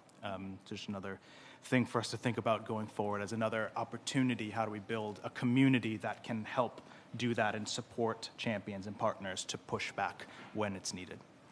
So thank you so much. Is Mr. John? Yeah. So I invite you again to give a round of applause to our panelists. We are 11:30, unfortunately. This is a great conversation. We could continuously having side. So my last word, and thanking you so much, say democracy requires balance in many spheres, and in functioning democracies, institutions are invested to protecting that equilibrium. So thank you so much for being here, and the audience for this panel. Thank you so much. Good job. Thank you very much. Thank you so much. Sorry, I'm gonna let you.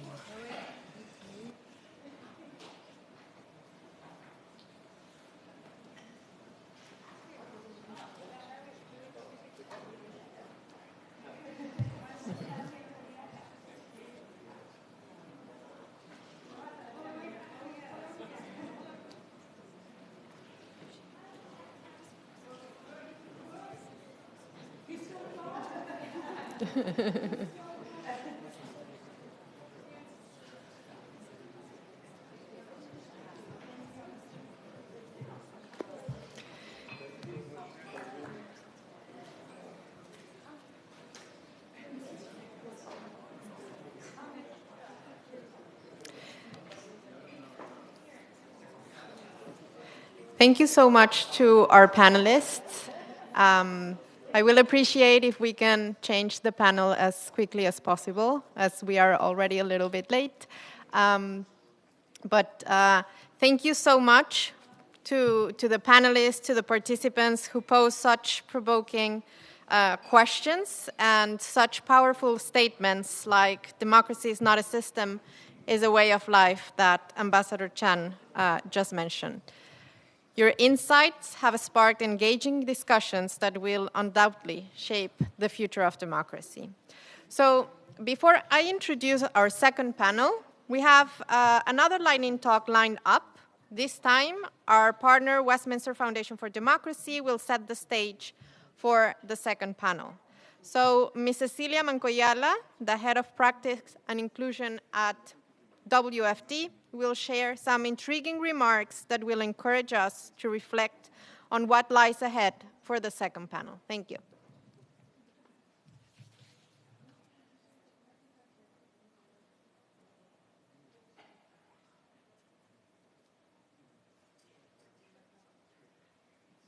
Picture a famous political leader. Is it JFK? I don't mean literally, I mean, does the leader share his characteristics? Are they from the economic and political elite, the dominant ethnic and religious group? Are they not too old, not too young, married? Are they a man? If not, thanks are due to the phenomenal woman whose existence shifted your idea of what leadership looks like. But she and you are, for the most part, anomalies. While these phenomenal people can change those images, they cannot on their own change the norms and resulting narratives that produce them. The dominant idea of political leadership is inextricable from masculinity, creating enormous barriers for women and non-binary people, particularly those who are minoritized and othered due to racism, classism, homophobia, transphobia, ableism, and religious intolerance. When someone overcomes these barriers that we place on them, they are often expected to change the very system that has excluded them for so long. That's not just unrealistic, it's unfair, and sometimes they just don't want to. Westminster Foundation for Democracy recently published a study on women's political leadership in Southeast Asia. It found, as is often the case around the world, women leaders primarily come from the wealthiest and most politically connected families.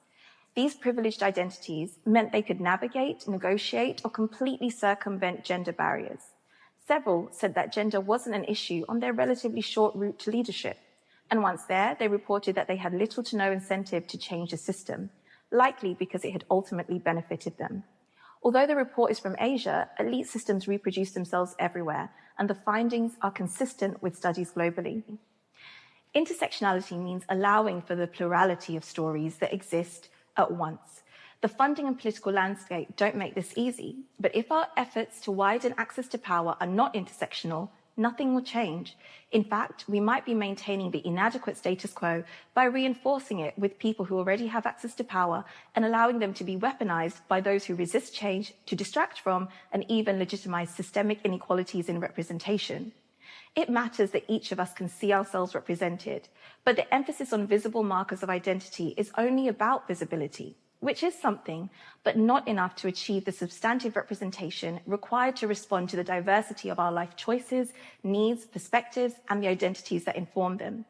Our energy should be directed towards shifting and ultimately transforming the masculinized norms that shape political structures, cultures, and incentives. That means understanding the extent to which institutions, rather than individuals, can demonstrate substantive representation of the diverse communities that constitute the public. The ending we're seeking demands that our institutions tell and accommodate more and different stories, so we not only see ourselves in them, but so we can be every version of ourselves in the safety and freedoms that democracy promises us all.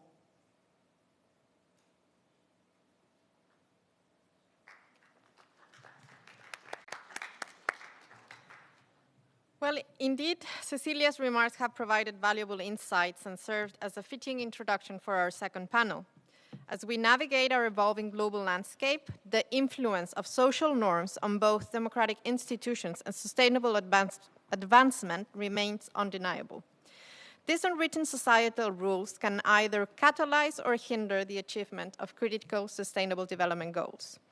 Therefore, it is essential to scrutinize these norms, particularly within the context of SDG 5, gender equality, SDG 10, reduce inequalities, and SDG 16, peace, justice, and strong institutions. So through this lens, we can better cultivate a global democracy that is truly inclusive and prepare us for enduring progress. This panel aims to spotlight these norms, challenge their continued relevance, and strive for a future where every voice resonates and community thrives.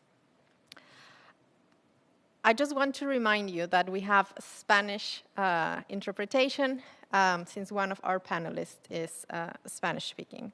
But to introduce this panel, we are honored to have a special guest today, Ms. Pia Wonek, the CEO at DT Institute. Ms. Wonek is a seasoned leader in international development and humanitarian assistance, boasting 2 decades of experience in policy development, program design, and project management within the global nonprofit sector. Prior to joining DTI, she spent nearly 10 years at Global Communities, where she directed humanitarian responses and development projects in 24 countries, including Syria, Ukraine, Liberia, Gaza, Ethiopia, Guatemala, Kosovo, Honduras, Sri Lanka, and Yemen. Ms. Wonek began her career with USAID Office of U.S. Foreign Disaster Assistance, focusing on emergency response programs in East and Central Africa. Her ability to convene diverse stakeholders to address complex challenges is a hallmark of her career. Ms. Pia, the floor is yours.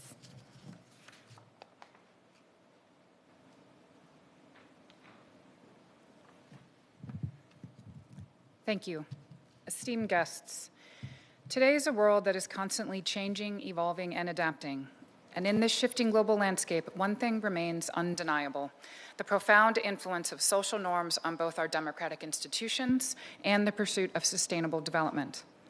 These unwritten societal rules often act as either catalysts or barriers to the achievement of the Sustainable Development Goals.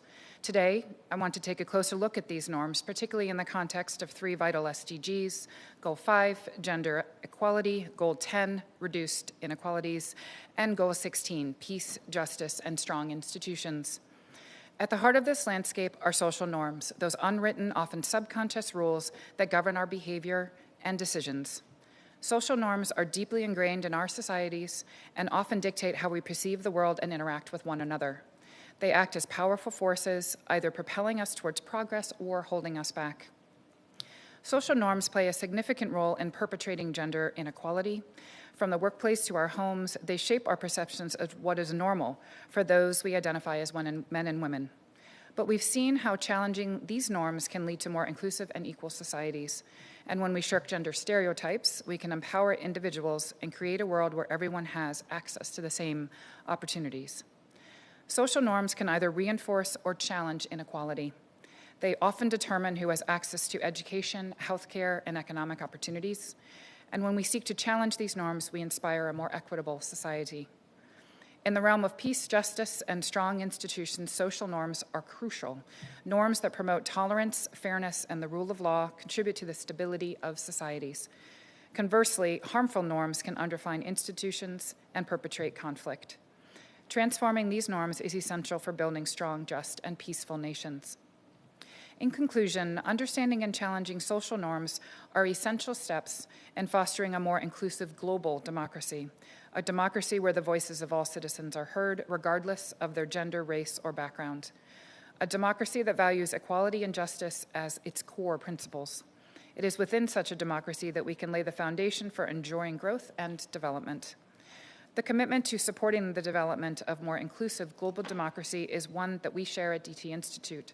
As an agile, non-governmental organization and one of the Global Democracy Coalition Steering Committee members, DT Institute is first and foremost a peace and development organization driven by our commitment to improving the human condition. In the panel, we will delve deeper into these themes and explore concrete strategies for challenging and transforming the social norms that can stand in the way of progress.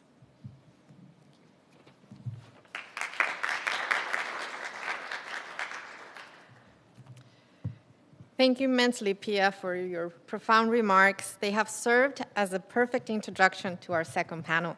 I will now introduce our moderator, Mr. Vukasin Petrovic, who has dedicated his professional and academic career to promoting and protecting democracy, human rights, freedom of expression, and media. Mr. Petrovic has been at the forefront of responding to social and political challenges, supporting social change and reforms in countries affected by conflict, political transition, and authoritarian rule. Mr. Petrovic leads DTI strategy for promoting and protecting human rights and democracies, overseeing a portfolio of media, technology, and human rights programs. He also directs policy engagement with governments and multilateral institutions such as the UN government or the European Commission. I also want to extend a warm welcome to our esteemed panelists who has generously joined us to share their insights and expertise. Thank you so much, Vukasin. Thank you, Alessandra. And as someone who, as Alessandra mentioned, has dedicated its career to protection and promotion of human rights, I have to say I am delighted to see us paying more attention to social norms. And if someone 10 years ago told me that we are going to have 2 panels back to back at the United Nations talking about social norms and its importance for democracy and sustainable development, I would not believe it. You know, and I have to say, I am proud that I was proven wrong. And more importantly, I'm proud that we have proven wrong so many people that encountered in the past that used to blame communities or social groups for not advocating for their rights because of the lack of perceived lack of political will or perceived lack of demand for their rights.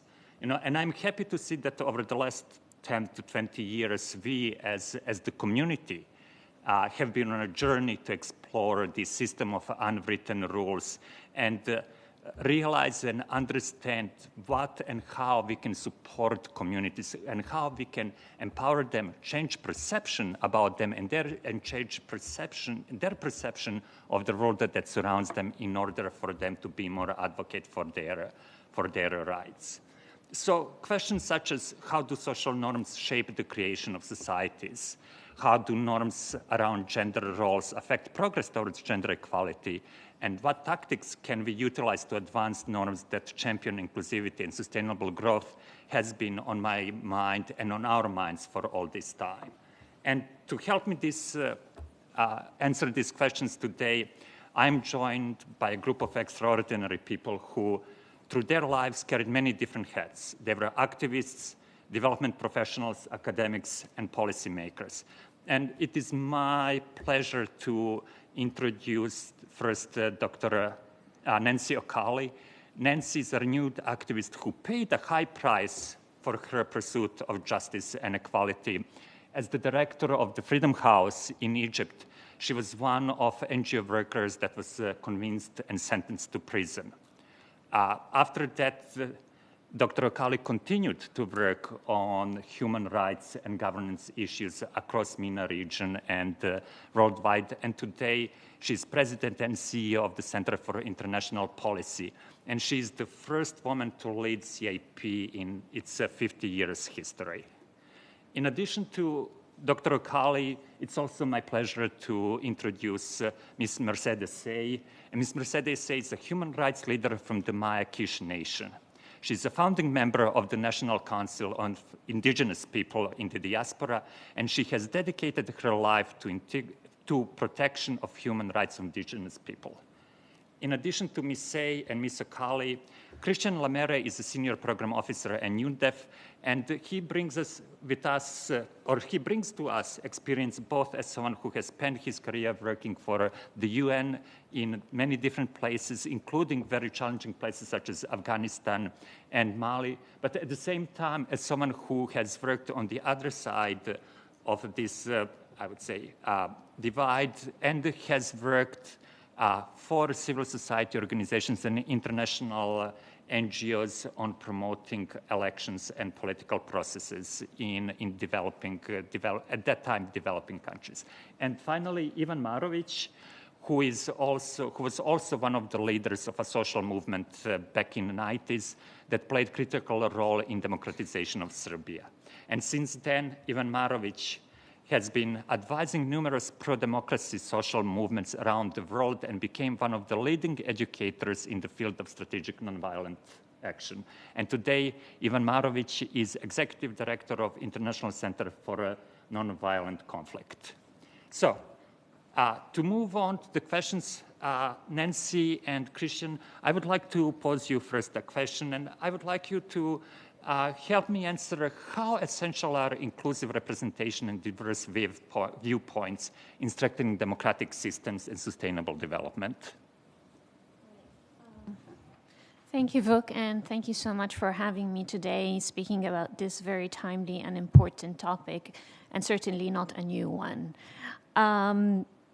So I think I'm going to start by identifying why the issue of inclusivity and diversity is crucial for stability, security, and peace and justice.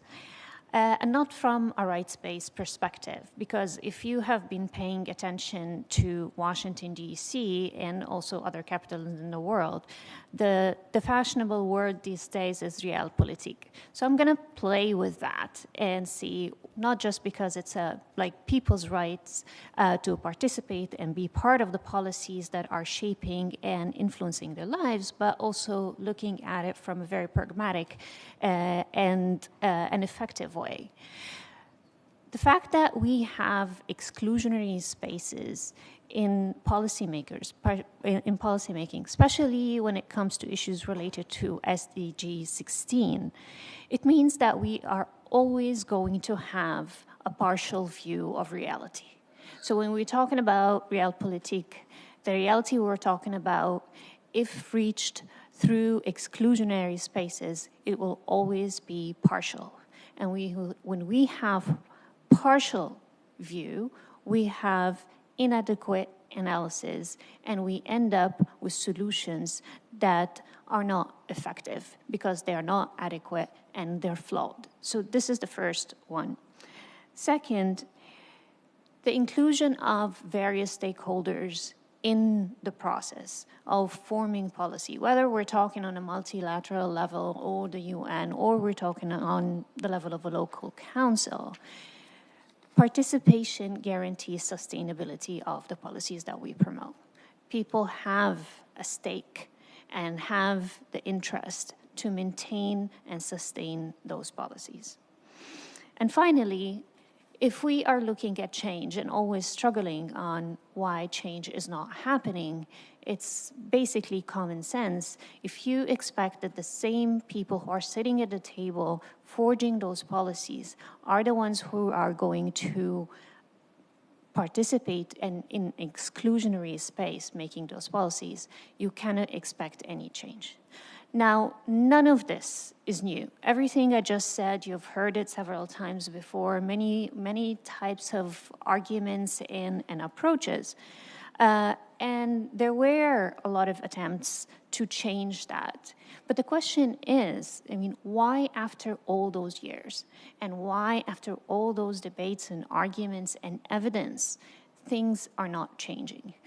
I think I have a few issues just to share briefly. And I think the reasons could be seen as issues of misassumptions and designs. And because these issues have been recognized, are crucial for a very long time, programs were forged for that. And this is when I start to worry. Once we turn in an issue and a problem into a program, although this seems a progress, there is more often than not the risk of falling into a reductionist way of looking at things. And I worry even more when that program turns to be an acronym, like DAI, diversity, equity, and inclusion, because it kind of over time turn it into a process or a way of dealing with the challenges that we're having without actually addressing the root causes. And the first one relates to social norms. If we assume that we can have a structure or a particular space that we try to implement DEI programs and others, and that immediately would change how things go. It's an illusion because this space is part of the bigger, larger society. And if there are no changes in the larger society, then we cannot think that we're going to parachute people into a space that looks and feels different, but it's coming from and is seated within a society that has all those problems. And that's why we cannot talk about SDG 16 without SDG 5 and 10. And the previous panels have talked extensively and impressively about how this is important. The second issue and the second misassumption is that when you bring marginalized group into the space and put them in positions of power, that those are going to be just and fair to other similar and fellow marginalized group. If you bring the woman, she's going to be just and fair to other women in the space. If you bring the person of color, he's going to be just and fair to the person in that space. This is a myth, because if you bring those in the same and very structure that is unfair, we cannot expect that there will be change.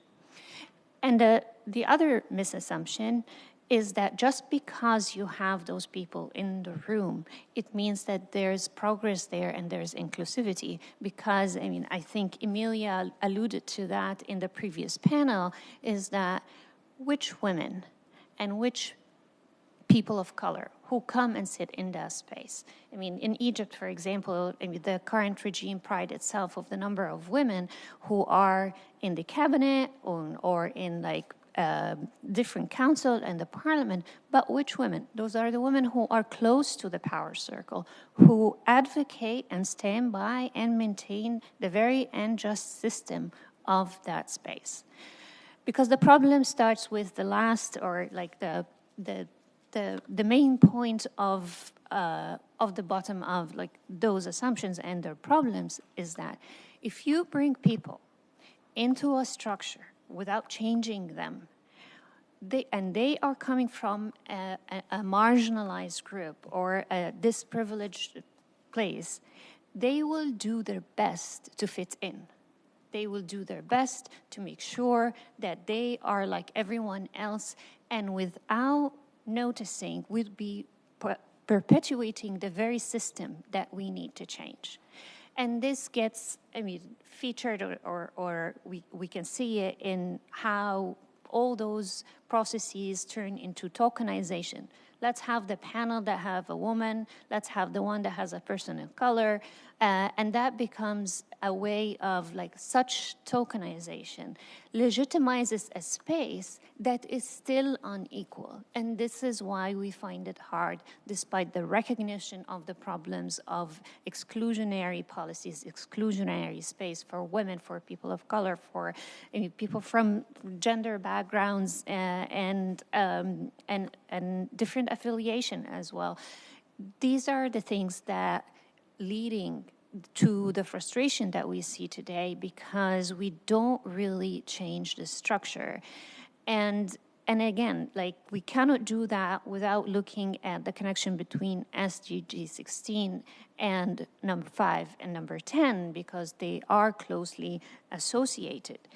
When we look at those spaces, the idea of elite capture is not just having elites in the room. I mean, I think the most dangerous process of elite capture is the co-optation of people from outside the elite and make them fit in this elitist space. So I think in order to be serious about those issues, we need to go back and look at all those misassumptions and understand the difference between an invited space and a claimed space.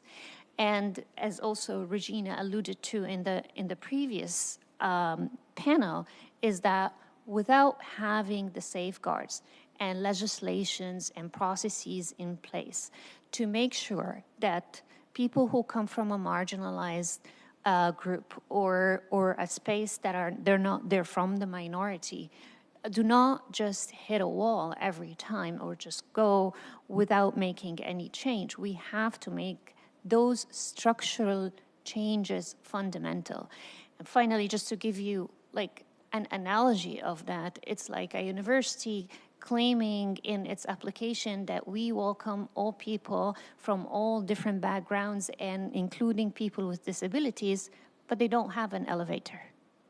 So thank you.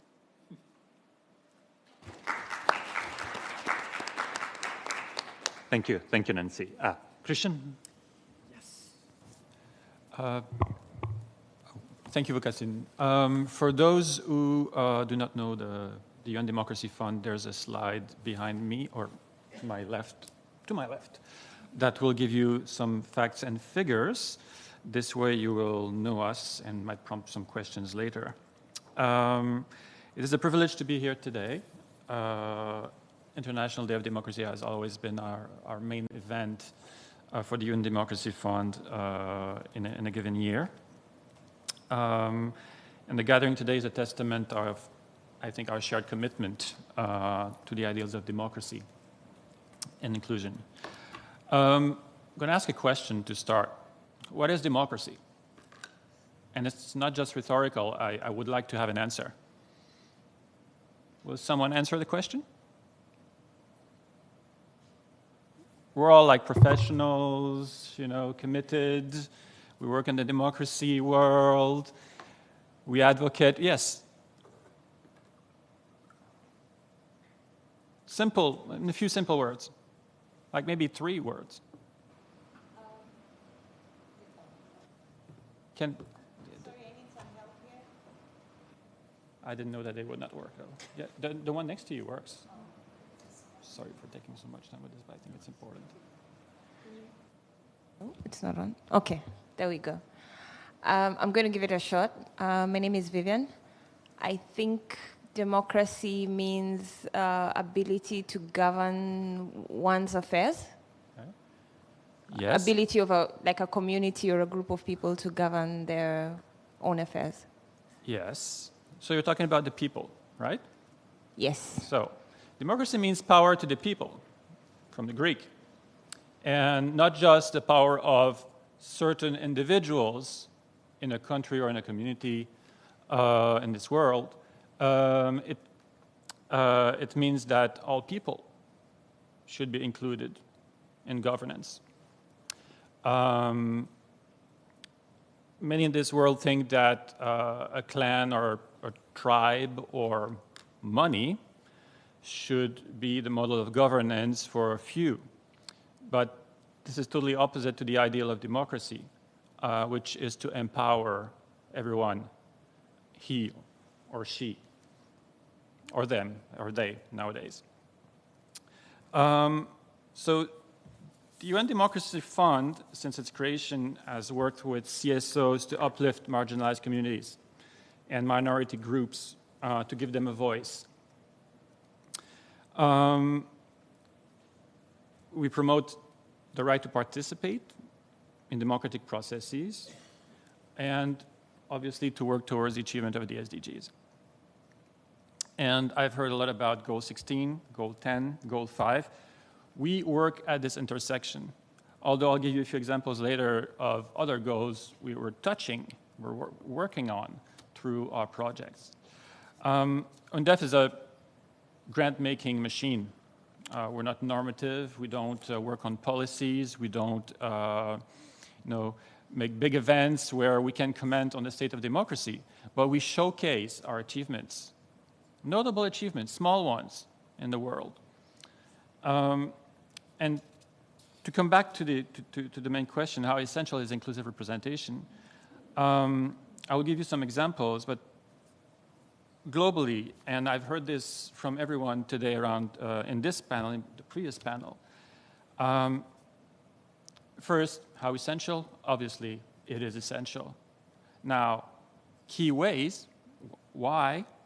Well, inclusive representation reflects the plurality of our societies, and they are more and more diverse than they were 50 or 100 years ago. People have different background, beliefs, and experiences, and they want to, as well, see themselves in the government, be heard. Inclusive representation prevents exclusions and marginalization of minority voices. It enhances legitimacy of democratic institutions. And I've heard this as well before, it's very important that diverse viewpoints, they make for a robust and well-rounded decision-making process. Without consultation, it's the rule of a few. A few examples now. I like to give examples. In Jordan, we've had a project. It's an organization that works on pro bono assistance in the legal system. And they were empowering a group that is self-created, right? Detainees. They're not born detainees, but they become detainees. But this is a very specific group that in many countries of this world lose every rights they have, if they had any in the first place, when they become detainees. So the organization GCLA in Jordan worked on a pro bono assistance program for detainees, and it was very successful, and the government bought in, and they wanted to nationalize the system, make a program out of it for the entire country. The project was able to not just raise awareness, but to advocate for detainees, enter into discussion, created a dialogue with the authorities, not just the government, but also those who implement the laws, police, for one, and the government bought in. In the Balkans, another very interesting project that aimed to empower grassroots Romani organizations, not just to let them advocate for their rights, but to let them participate in the development of policies and laws that affect them. In Lebanon, we have a project currently running where they're trying to improve the implementation of laws against gender-based violence. Again, and you're going to hear me talk about this and talk about this and talk about this, there's collaboration among CSOs who are creating, I would say, coalitions of not just CSOs, but as well political movement, political parties to advocate together. And obviously they work with implementers, judges, and internal security forces. one of the things we've realized over the years at the fund is that if you work on countering a social norm or making evolve a discussion about a social norm that affects and excludes a specific group in society, is that you can do a lot of capacity building, you can raise a lot of awareness, you can advocate to a population or to a group that's already convinced. But you need to enter a dialogue with the government or the authorities or the local municipality. Okay? And so buzzwords, I've heard buzzwords before and I like it. So the buzzword here is, yes, advocacy, but dialogue. And dialogue just not among a community that is committed to the cause, but also with those who have different ideas. And obviously the government sometimes doesn't share the same ideas. But there can be buy-in, and it can work out. And I'll come back later for the next question with more examples. Thank you. Thank you. Thank you, Christian. So, Mercedes, please, I would kindly ask you if you can now, do a deeper dive into how do these restrictive social norms around marginalized groups and gender roles affect progress towards equality.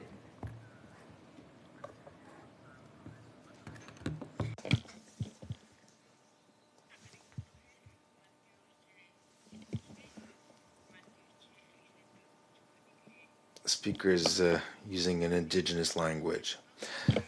Good morning to everyone. My name is Mercedes. Thank you for inviting me. I'm happy to be here with you this morning. I was interested in the term that you just used when you speak of what is democracy.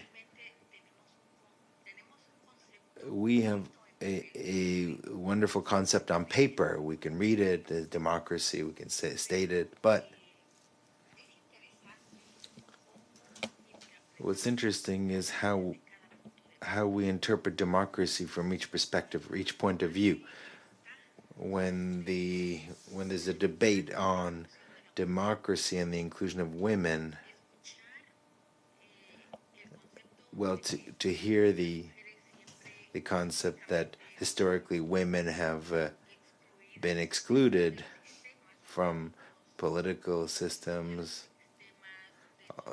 from the community decision-making systems, then we cannot include the word democracy, because that means that there's no harmony between what is on paper and what we were practicing. They're not in sync.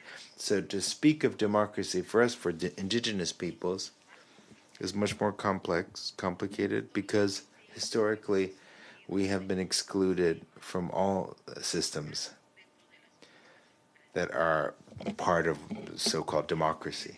To be a woman and to be an indigenous woman is a triple effort to try to enter into a decision-making process, because people believe that in addition to being a woman, we're incapable of deciding. When minority groups, and I'm thinking of indigenous peoples, within those groups, women have played the most important role in protecting our natural resources in our communities, and even globally, I have to say. Wherever there are women, and strong, resilient women, there are sound, strong social structures. Unfortunately, we're not given an opportunity to take part in the political decision-making process in order to improve our living conditions. And I'm not only talking about women, but I'm talking about communities and other minorities, such as the LGBT minority. The topic of democracy, in addition to depending on the dominant sector for the decision making in our country, for some democracy can mean just the freedom to move around, but not to express ourselves. So, historically, the topic of exclusion is very broad, of large minorities, actually. And we're simply not, and we're still there. For developed countries, we applaud the support that they provide to developing countries to try to help us improve in education, training, and offering opportunities to promote democracy. I think that one of the very important aspects that we need to take into account is that those who are here in this room, in our own societies, we can promote, we can do something positive, because our historical memory is changing. It's the only way of moving forward in our fight. Stereotypes and prejudices have also meant that within the states there's a lack of certainty. Cultural exclusion and gender norms have been factors that have limited democracy within our country. Sometimes social conditions and class conditions have meant that democracy is seen differently from different points of views and different groups. As indigenous peoples, we have the opportunity of having community organizations that have certain values and promote certain values that have to do with harmony. This has enabled us to survive and subsist in spite of the assaults that we have suffered, that are promoted by the democratic elites, with, unfortunately, based on ideological blinkers, and democracy should be based on consensus, so that our rights as men, women, communities, minorities should be included within the system. Thank you. Thank you so much. Ivan, and similar question. I would like to pose the similar question to you as someone who had a chance to work over the years in dozens and dozens of countries with marginalized communities. So how do you see these restrictive norms, that prevent equality and prevent full participation of marginalized communities in democracy and development? Thank you, Vukashin, and it's an honor to be here today and to kind of connect the International Democracy Day with the two previous statements. First, Christian posing the question, what is democracy? And from that aspirational point of view, like we want to see the power and decision-making in the hands of the many, not the few. But then contrasting that to what Mercedes shared with us, how actually there are many obstacles to achieving that. And so I would like to add, in my experience from the last almost 2 decades, yes, there is democracy in its normative and its institutional form, but also there is another form of democracy, and that is how people practice it. And this is in the form of social movements. And in my organization, International Center on Nonviolent Conflict, we dedicated the last more than 2 decades trying to understand this phenomenon and trying to kind of do not just research, but also documentation and sharing of lessons learned of how people engage in social movements. And social movements being the vehicle for ordinary people to practice politics. And yes, we know that, how should I say, social movements do have political impact, they do have social impact, they result in legislative and normative changes, but also they present, and this is why it's important to the question that you posed, Vukashin, they present an opportunity for societies to change social norms. And we can say that movements first achieve in changing the behavior of people. They participating in the movement, they're being moved by those movements, and they change their behavior, they change their beliefs, they change their attitudes, and they change their social norms. So in a sense, that creates then a climate that is more positive for normative changes that are going to take place in parliaments, and they're going to be followed by, greater representation and how shall I say, participation of marginalized groups. And so I will just give a couple of examples, and then maybe we'll touch upon those in greater detail. But in our work, in our investigation and documentation, we can see that, for instance, the movements such as, let's say, to take an example, a movement that originated in Argentina, Marea Verde, which actually totally changed the way people perceive abortion in, not just in Argentina, but it actually spread all over Latin America. It is actually an important example how a social movement can challenge the existing social norms and help society look at a particular, how shall I say, social problem or a social challenge in a different way.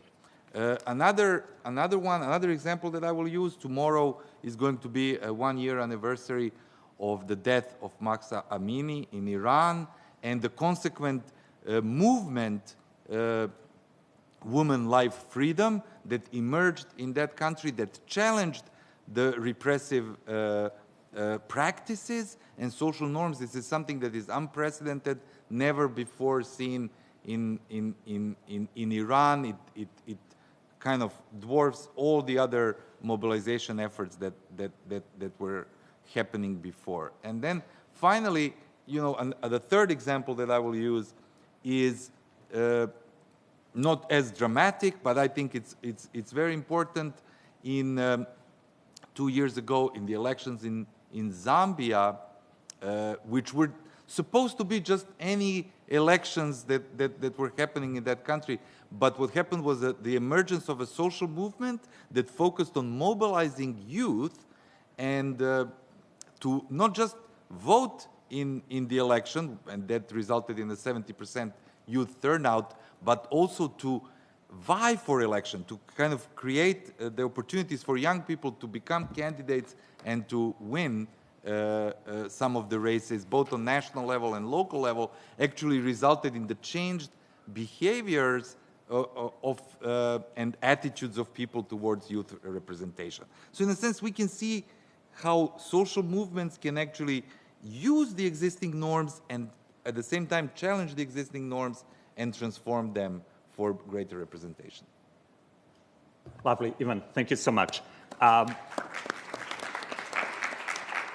And I know that we have approximately 20 more minutes, and I know that you folks have 3,799 questions that you would like to ask us, but I also have a couple of more burning questions for our panelists. So Nancy and Mercedes, so 2 questions for you, Nancy, first.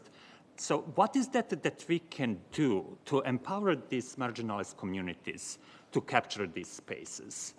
So that once when they're in a position to make the difference and to challenge and introduce new norms, that they actually do that. And then the second question is, what is that we can do when it comes to the public and social norms that in a way encourage public to dismiss women and marginalized communities as incapable. So what we can do about also changing those restrictive social norms that prevent women and marginalized communities from actually being equal participants? Thank you. I think the first thing that comes to mind, and the most important one, I believe, is to stand away from the issue of essentialization. Essentialization of societies and promoting that or instilling this kind of essentialization under the euphemism of respecting traditions and special cultures. Or stating that these communities, they're conservative by nature, women are not allowed, or by their religion or whatever, to go outside of their norms, so we have to respect it. No, there is a huge difference between paying respect and maintaining repression.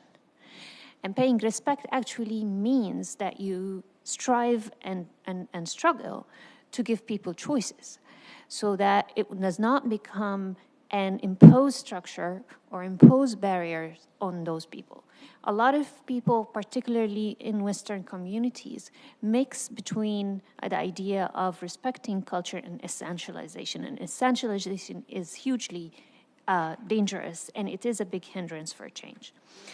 And the other issue with you related to the second question, which is not so far from that as I said, like in my first comments, you cannot expect that you can create a space that has certain inclusivity of it within a larger community that it's not. And in order to change like the structures and inequalities outside of that space and the society at large, you have to speak to people in a language they understand. Our language is mostly, and I'm being self-critical here, is elitist, it's expert-heavy, and it does not reach the people. And without access to information, and access here, I don't mean that the information is made public. I mean the information becomes accessible, so that people understand what is the problem, why we need to tackle it, and why is it relevant to them in the first place? Why do I care that women would be in a position of power? How would that affect me? When people have this recognition in a way that is effective, because most of the work of advocacy, and again, like I'm being self-critical here in our work, there's an underlying assumption of if only people knew. That if people knew that FGM is harmful, they're going to stop it. No, it doesn't work this way. It works on heavy and long investment in people understanding and knowing why. First, yes, it's important if only people knew, but also understanding that it is not just the knowledge, but also the support for structural change that enables people to, instead of taking risks of getting out of the norms, working with others to change them. Thank you. Thank you, Nancy. So, Mercedes, very similar question to you. What we can do to change the norms that encourage public to dismiss indigenous people and indigenous women as incapable of participating in democracy and development?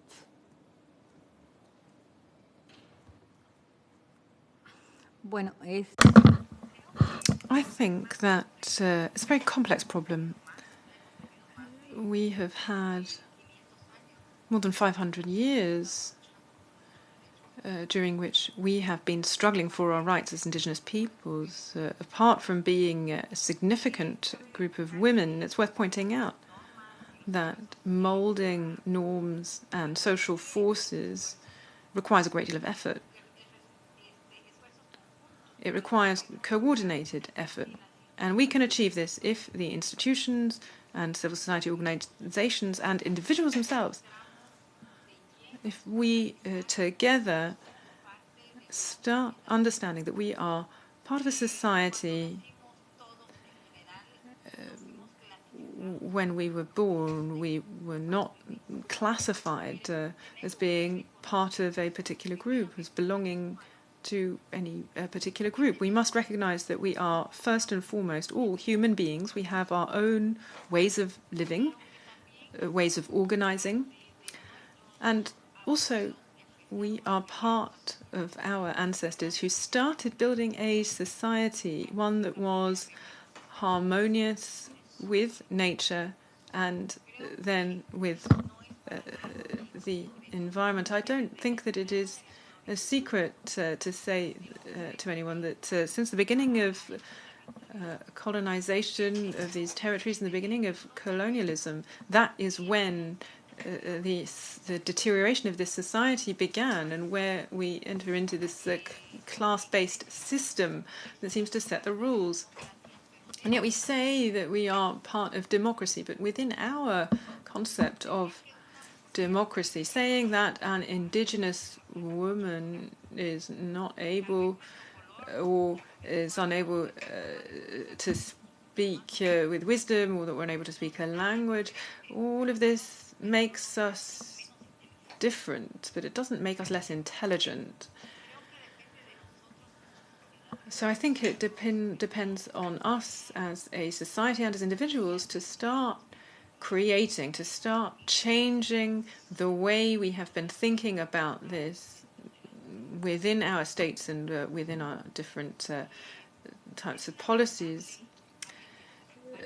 It's unfortunate to see that sometimes on panels like this, as my esteemed colleague said just a few moments ago, it's unfortunate that we hear about elitism in language, and we don't really meet this cultural relevance independently of whether or not we are indigenous or not. We all have a cultural belonging as people.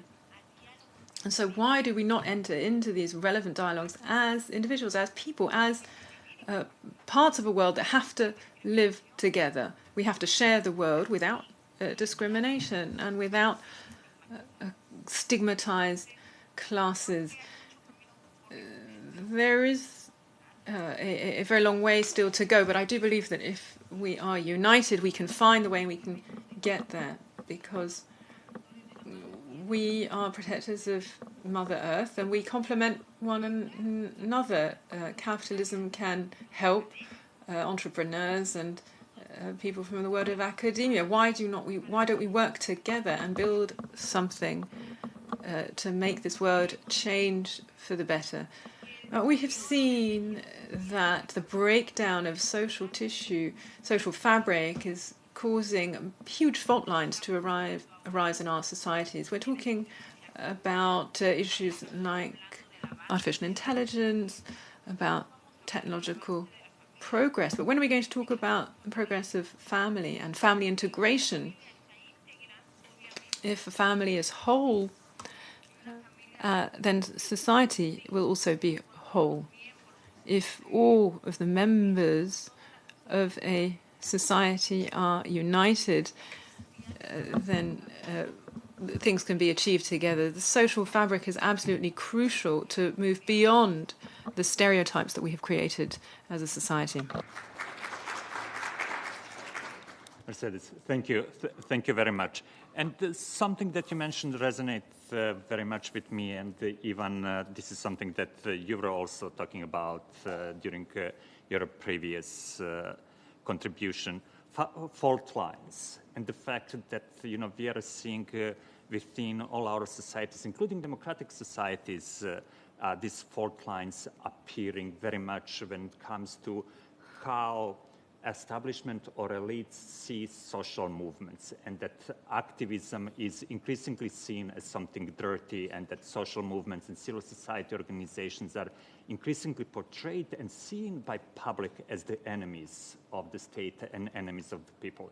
So what is that we can do to start challenging these social norms and start changing these social norms so that social movements operate in more enabling environment?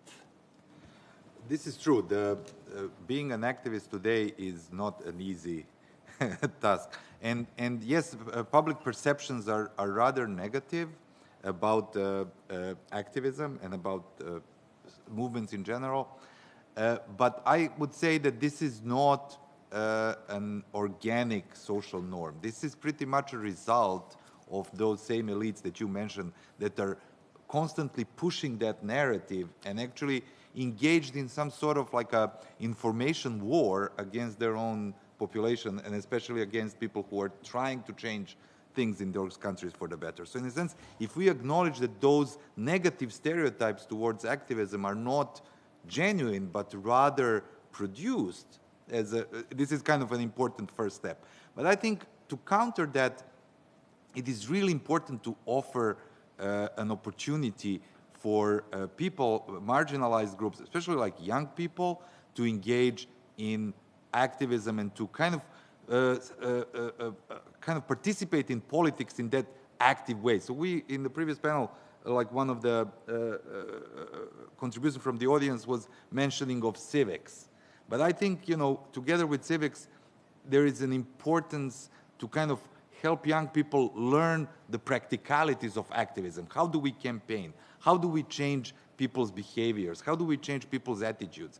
Like those organizational skills are also very important. Just to give you an example, or actually refer back to the one that I mentioned before, in Zambia, a group that was part of that youth campaign called Girls Gone Political, their effort was to encourage young women to become candidates for office. And they provided them with support because it was really against the culture, against the grain, to run for office as a young woman. But they provided that support network, and they also provided very specific support in running their campaigns, in creating those campaign teams, and helping some of these young women win, especially in the local elections. So it says that kind of support mechanism that is very practical actually then encourages young people and others to actually become activists. Lovely, Ivan. Thank you so much. And Christian, now going back again from conversation about social movements and how we can change norms around social movements, I want to go back to discussion about the democratic institutions and wanted to ask you how we can tailor better democratic institutions and governance mechanisms to address these concerns of marginalized group and become more inclusive. Thank you, Vukasin. I think there's a few fundamentals, and they've been mentioned a few times already. So I'm just going to reiterate and then give you a few examples on how things can be done. First, diverse representation of minority groups, of all type of minority groups, either indigenous or based on belief or gender.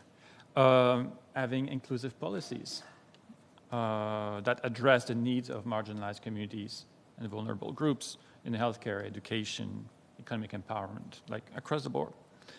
The effective participation of minority groups in decision-making processes. I've talked about this before. My colleague panelist mentioned access earlier.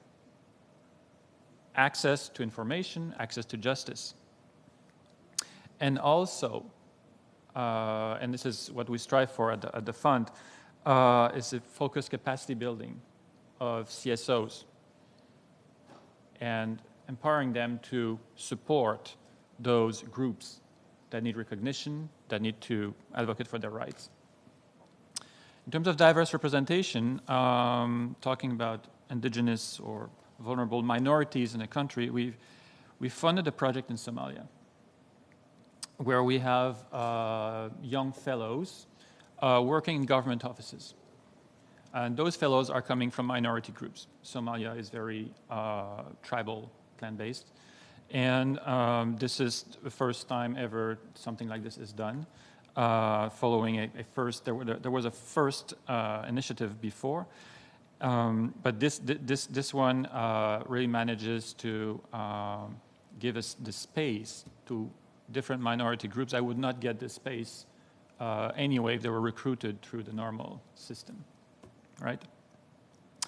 In terms of inclusive policies, in Lebanon,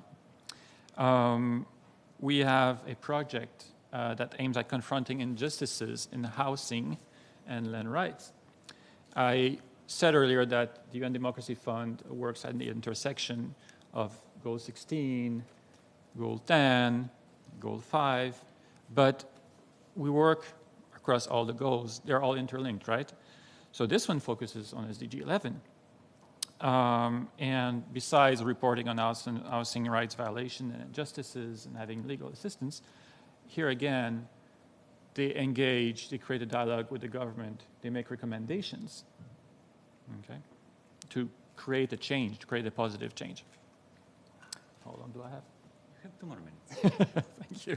In terms of access to information in Zimbabwe, and I could say it's not the only project we've had about community radios, which is often in many parts of the world the best way to communicate for minorities that live and work in rural areas. In Zimbabwe, we've had this project where the government has made a commitment, and to honor a commitment on licensing community radios, because this was a problem before, which opens up the space for information. We're talking about information before, to be available. This way, marginalized communities can access information and as well speak their language and speak about their concerns. On the focused capacity building of CSOs, and I'm going to end with this example because it's going to bring me to make a little announcement. In Zambia, we have this project where it's a capacity building project where CSOs work with subsistence farmers, rural women groups, and young people to advocate for climate action. And this is a new trend right now, and obviously the world is all about climate action, and for just reasons. Just to follow up on this, we're going to have an event later on today that talks about youth democracy and climate action. Thank you. Perfect. Christian, thank you very much. Mercedes, Ivan, thank you very much, and thank you all very much for giving us an opportunity to talk one more time today about social norms, democracy, and inclusive development. Thank you.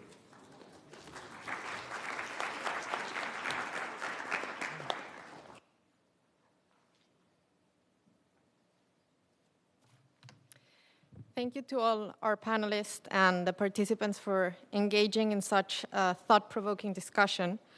Your insights have enriched our understanding of how values, social norm, and democracy intersect. As we approach the conclusion of the event, we have one last lightning talk. Ms. Rosalie Basket-Theater, the co-executive director of our Partners Global, will provide remarks that encapsulate our discussions today.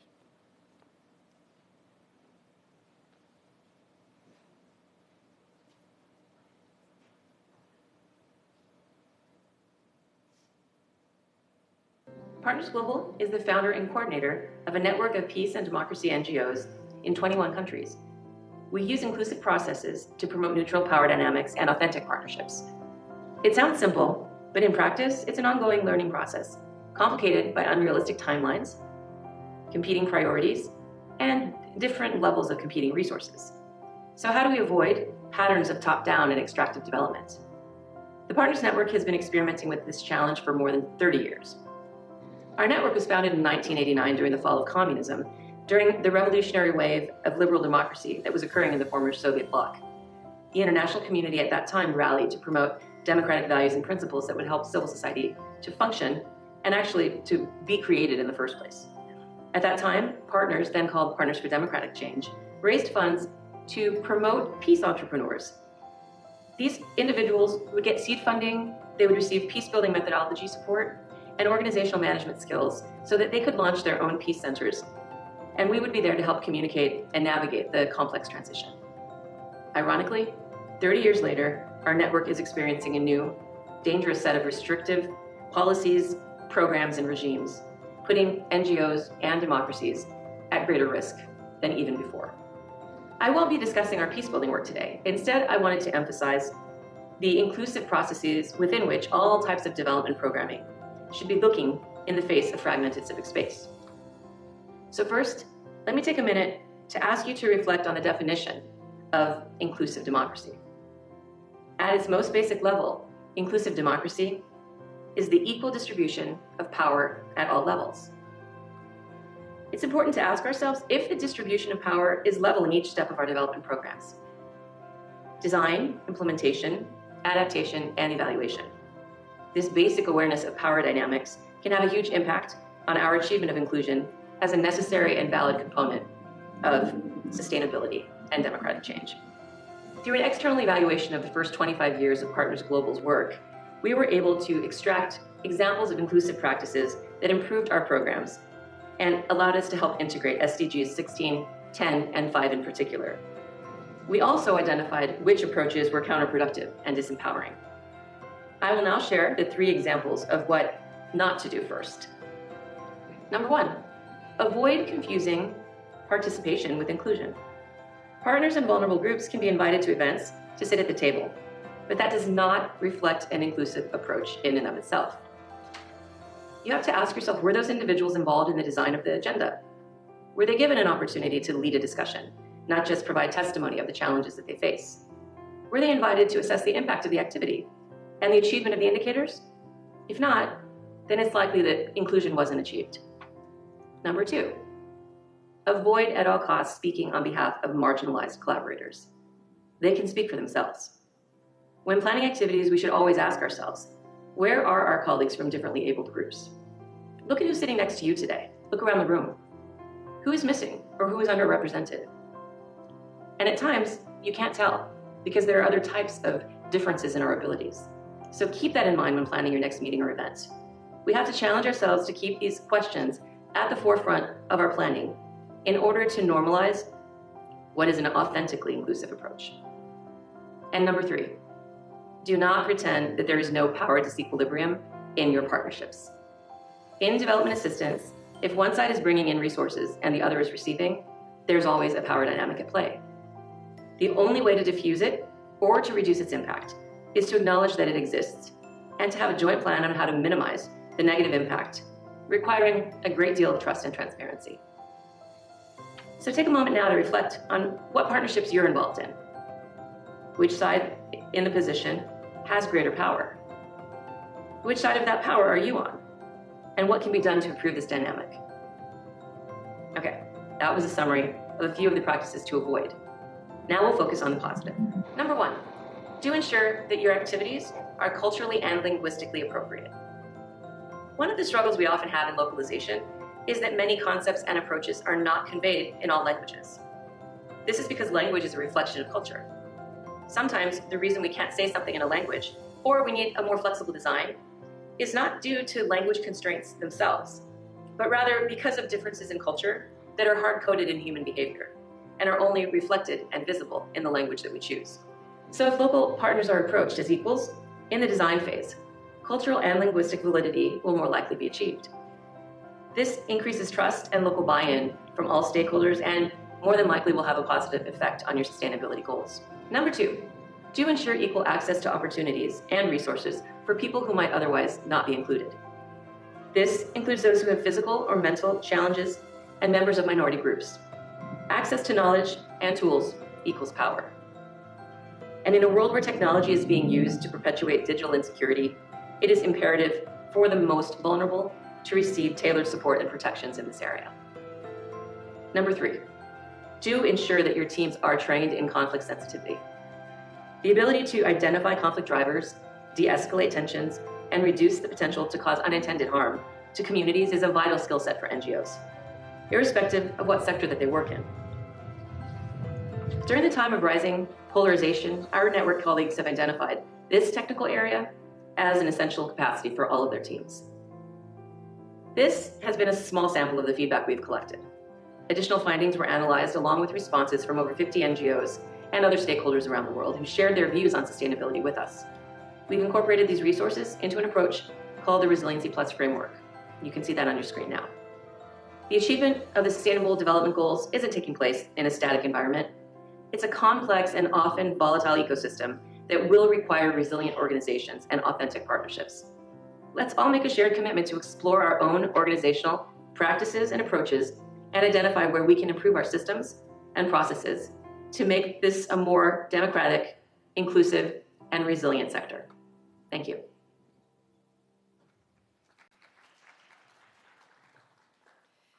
And now, Last but certainly not least, we are deeply honored and humbled to have former Prime Minister of Canada and member of the Club de Madrid, Ms. Kim Campbell, join us to deliver the closing remarks. Ms. Campbell is a former Prime Minister of Canada, and she served in 1993, becoming the first woman to hold the office. Previously, she has served as Minister for Indian Affairs, Minister of Justice and Attorney General, Minister of National Defense, and Minister of Veterans Affairs. After becoming leader of the Progressive Conservatives and Prime Minister, she implemented radical changes to the structure of the government. This included the redesign of 8 ministries and the abolition or merging of 15 others. Additionally, Ms. Campbell consolidated more services for the Canadian people by creating 3 new ministries: health, Canadian heritage, and public security. Throughout her career, Ms. Campbell has been deeply engaged in international issues, including law reform, criminal justice, international trade, and security. Ms. Campbell, it's an honor. Thank you.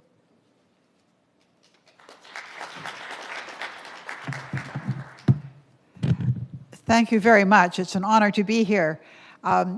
I wanted to sit through all of the panels today, and they were absolutely excellent. And I thought that I would be able to do an easy reprise of the main points made. But unless we are prepared to spend the weekend together, I can't do that. So let me just use the few moments that I have to tell you, first of all, what I'm doing here. I'm actually in New York because yesterday I participated as a member of a Global Commission on Climate Overshoot. And we presented our report and had our press conference. And my colleagues at the Club de Madrid, of which I'm a founding member, said, well, you're in New York, would you like to participate in this wonderful democracy event at the UN? And particularly because partnering with International IDEA, which has been a partner of the Club of Madrid since it was founded, I was very happy to do this. And I'm very, very pleased. And actually, I think I once did some things with the International Center for the Study for Nonviolent Conflict. So many of my past is coming back to me here of all these wonderful people involved in organizations that have been important to me. Inclusion and barriers to democracy are really fundamental. The Club of Madrid, incidentally, was formed in 2002 after a conference in Madrid the previous fall on democratic transition and consolidation. And it brought together current and former democratic leaders. And there was such an interesting chemistry between the former leaders who weren't running for anything and could be very candid and open about the challenges that they faced, and the current leaders who were interested to meet people who had been there and done that and get their advice, that we thought there might be a purpose and a role for an organization that would bring together former democratically elected heads of state and government. And we started out with 34 members and now have over 110, and it's the largest forum of former democratic presidents and prime ministers in the world. And when we were formed in 2002, we were celebrating what many people talked about, the third wave of democratic transition. As you may recall, some of you who are old enough, how optimistic we felt and how wonderful it was to see countries of the former Soviet bloc working to create democratic governments. It was wonderful changes in Latin America. It was really a very exciting time. But today, we're not feeling quite so optimistic. In the course of the Club of Madrid's development, we've tried to look at what are the challenges to democratic development, and one of our most important programs is called the Shared Societies Program, and it's very much linked to your discussions today. Because, as we identified, 90% of the countries of the world have minorities of at least 10%. And what we tried to do in our Shared Societies program was to create a toolkit of things that could be done to help countries create truly democratic governance in the context of divided and varied and diverse societies. And many of the things we've talked about are things that you have raised today. There's been a lot of wisdom and experience. A number of years ago, I attended a meeting in The Hague, which was involved in discussing whether the European Union should create something like the National Endowment for Democracy. Should it create a democracy promotion body? And although I once spoke to a group there and said, you know, you already are a democracy promotion body, because the process of acceding to EU membership accomplishes things that voluntary political reform never could. Political reform is one of the hardest things, even for mature democracies. But with the acquis of policies that countries need to adopt in order to have EU membership, they were able to leapfrog all of the arguments. My my Club of Madrid colleague Valdis Birkhovs, who was Prime Minister of Latvia during that period of negotiations, said that his negotiators would come back from Brussels and they'd say, we have to do this because Brussels says we have to do it. And he would say, no, we need to do it because it's good for Latvia. But you'd never get it through Parliament just because it was good for Latvia. You really had to have that other carrot and stick. And so, in fact, EU membership turned out to be a very valuable device for helping countries move to democratic reform. But I remember in that meeting in The Hague, the late Ralph Dahrendorf, Lord Dahrendorf, gave opening remarks, and he said the fundamental characteristic of democracy or condition for democracy, for apropos our discussion earlier, is not elections. They are a necessary but not sufficient condition. It is the rule of law. It is this notion that the law will protect and that you are governed by laws, not by people. But as we've also talked about today, the law is not distinct from social values. And those of us who have made the laws understand how much they are, in fact, a reflection of those who get to make them. And that is why this notion of inclusivity and diversity for good decision-making is so important. And in my own political career, I have learned so much from sitting down with people who were not at all like me and had totally different values. And they have kept me from making some really stupid mistakes. So it's a really important aspect. But it also means that the democratic narrative is essential. We all tell stories, and we all have stories of our countries. And sometimes those narratives are wonderful, and sometimes they're very dangerous. I think about the indigenous people in my own country who would say, our exclusion from the narrative, I mean, there are good narratives. If you read about the role of First Nations women in helping to open up the West, they were a liaison often between the early fur traders, the Hudson's Bay Company people, and their own communities. They played remarkable roles. But the roles of so many people in our societies are not written into the narratives, are not written into the history. So one of the most important things we have to do, if we are committed to inclusion and the ability to achieve our goals by an inclusive embrace of every aspect of our society, is to ask, what are the stories that we're telling? What are we saying about people? What do young children learn about certain members of the society? And that can be different ethnic groups, different groups of immigrants, indigenous people, etc., and particularly the gender differences. For women, myths and stereotypes have been a constant issue. When I became Prime Minister of Canada, nobody who looked or sounded like me had ever done that job before. And I have to tell you that for the Ottawa Press Gallery, this was a serious shock and difficulty, because I just didn't look or sound like anybody who'd done that job. And so every time we broaden the net, every time we bring new and different people onto the landscape of who gets to make the decisions, we change people's sense of how the world works. Little children who grow up seeing a gender diverse, an ethnically diverse society, and people of all different colors, sizes, shapes, levels of ability, sexual orientation, playing important roles in their society, have a very different view of how the world works than people who have a much narrower view. So we need to have the narratives that come from the landscape itself, from what people see, and the stories that we tell. I was telling somebody yesterday about my own view, about how my own narrative and my own understanding of the world has changed. I sometimes say my life has consisted of learning and unlearning many things. But most of you are probably not old enough to remember when Title IX passed in the American Congress in 1972. And this was a law that said that if there were programs funded by the federal government, they had to be equally available to men and women, and this included sports. And of course, that was a very shocking thing, because many people said, well, girls don't want to be involved in sports as much as boys do, and isn't that how we keep men from becoming totally uncivilized? We throw them into teams and they work off their energy. But and I knew Birch Bayh, who was a senator who was part of the Congress that passed that legislation. And I remember later meeting him and saying, I don't know if in 1972 I would have supported that, because I might have assumed that there was more interest in athletics, in colleges and schools among men than among women. But I would have been wrong, because what was interesting is that once Title IX passed and all of a sudden there was funding for women's sports, out of the woodwork came all of these women who wanted to play on teams, who wanted to play in sports. And it was a very important lesson to me. You can't tell by what people can do or what they want to do by what they are doing. Because what they are doing is what they're able to do, what their society lets them do.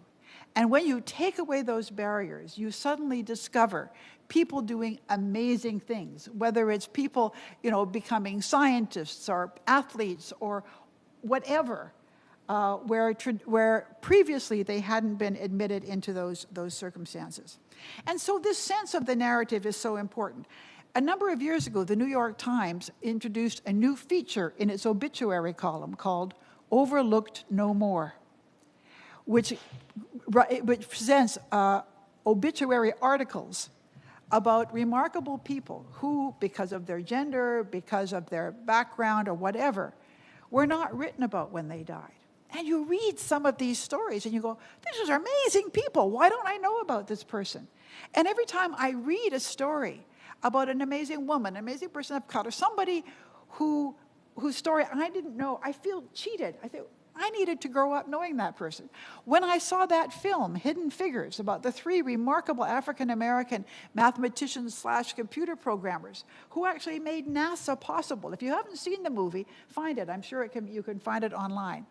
But aside from it being a remarkable story, and the incredible racial, prejudice that they dealt with, but these extraordinary women, one of them a mathematics prodigy, but I felt cheated. I said, I have been diminished growing up not knowing about that, because not knowing those stories plays into my kind of lazy bigotry, my expectations that the world is as I see it.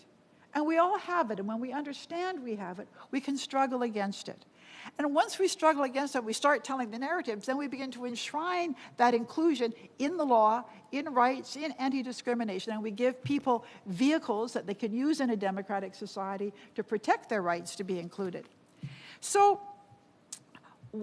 so much of populism, I think, is fueled by false narratives, by people who tell exclusionary stories. I remember, we just had the anniversary of 9/11, which was a terrible thing. But I remember the Islamophobia that it engendered, and it's a credit to President George W. Bush that he made an effort to avoid that and to try and make sure that this did not become an excuse to target Islamic members of American society. But I remember I'd see people say, well, what have Muslims ever done? And I'd say, how about algebra? There's a whole culture and history and contribution that we don't know about. A woman called Noisa McSweety has just published a book called The West, a story in 14 biographies where she writes about people who were integral to the sense of what we call Western culture, but are not the traditional suspects. It wasn't just an unbroken line from classical Greece and Rome. There were so many people from around the world and so many different types of people who contributed to what we think of as this Western culture, which was really not so West and maybe not always so cultured. So my last comment is that a number of people have said that democracy is not perfect. And incidentally, libraries are at the heart of this capacity to steward and share knowledge. And whenever people are out burning books, that's a sign to get nervous. But democracy is a blunt instrument. It's not a precision tool. It is something that has to constantly be fostered, developed, perfected, improved.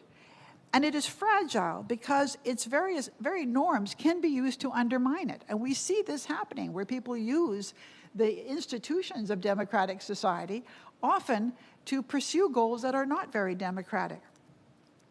American democracy was a model because it was founded on a document that represented an idea.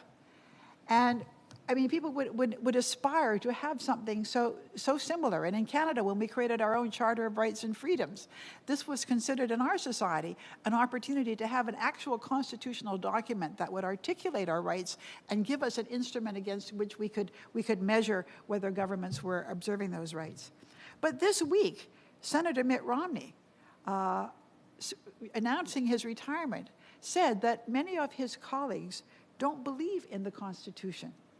And this is a very worrisome thing.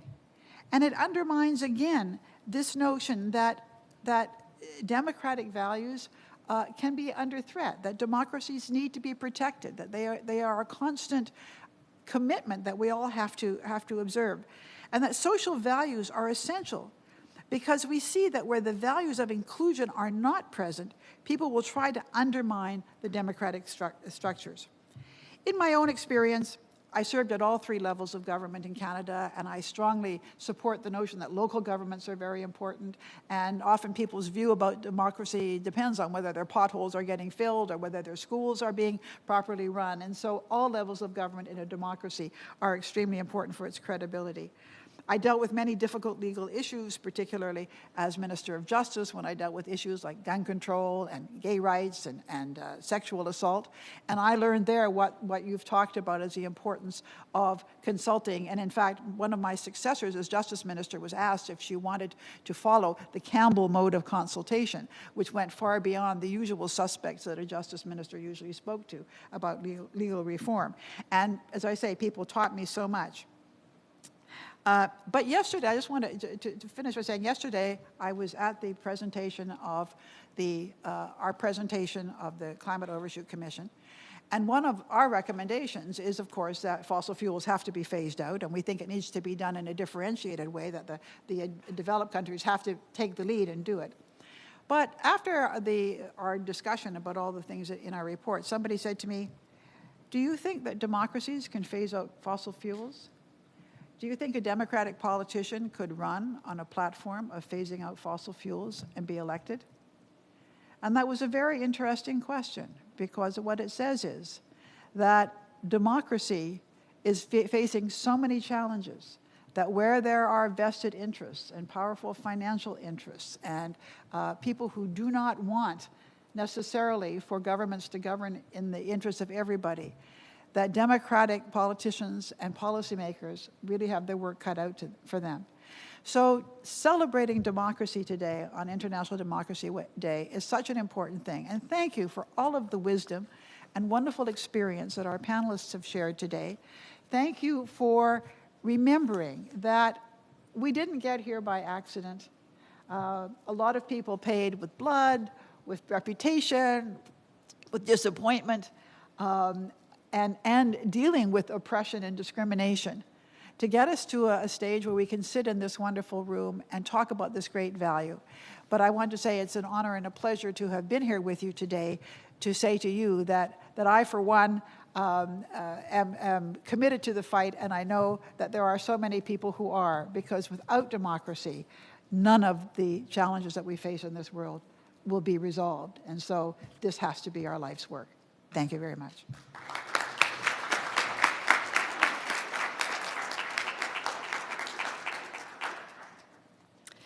Due to the time, we need to release the interpreters, so now we will just have English. But thank you, Mrs. Campbell, for your inspiring closing remarks. They do encapsulate the significance of our discussions today and the imperative to continue our efforts to fortify democracy worldwide. So since it's 1:05, I just want to thank everyone for being here, for joining us for International Democracy Day.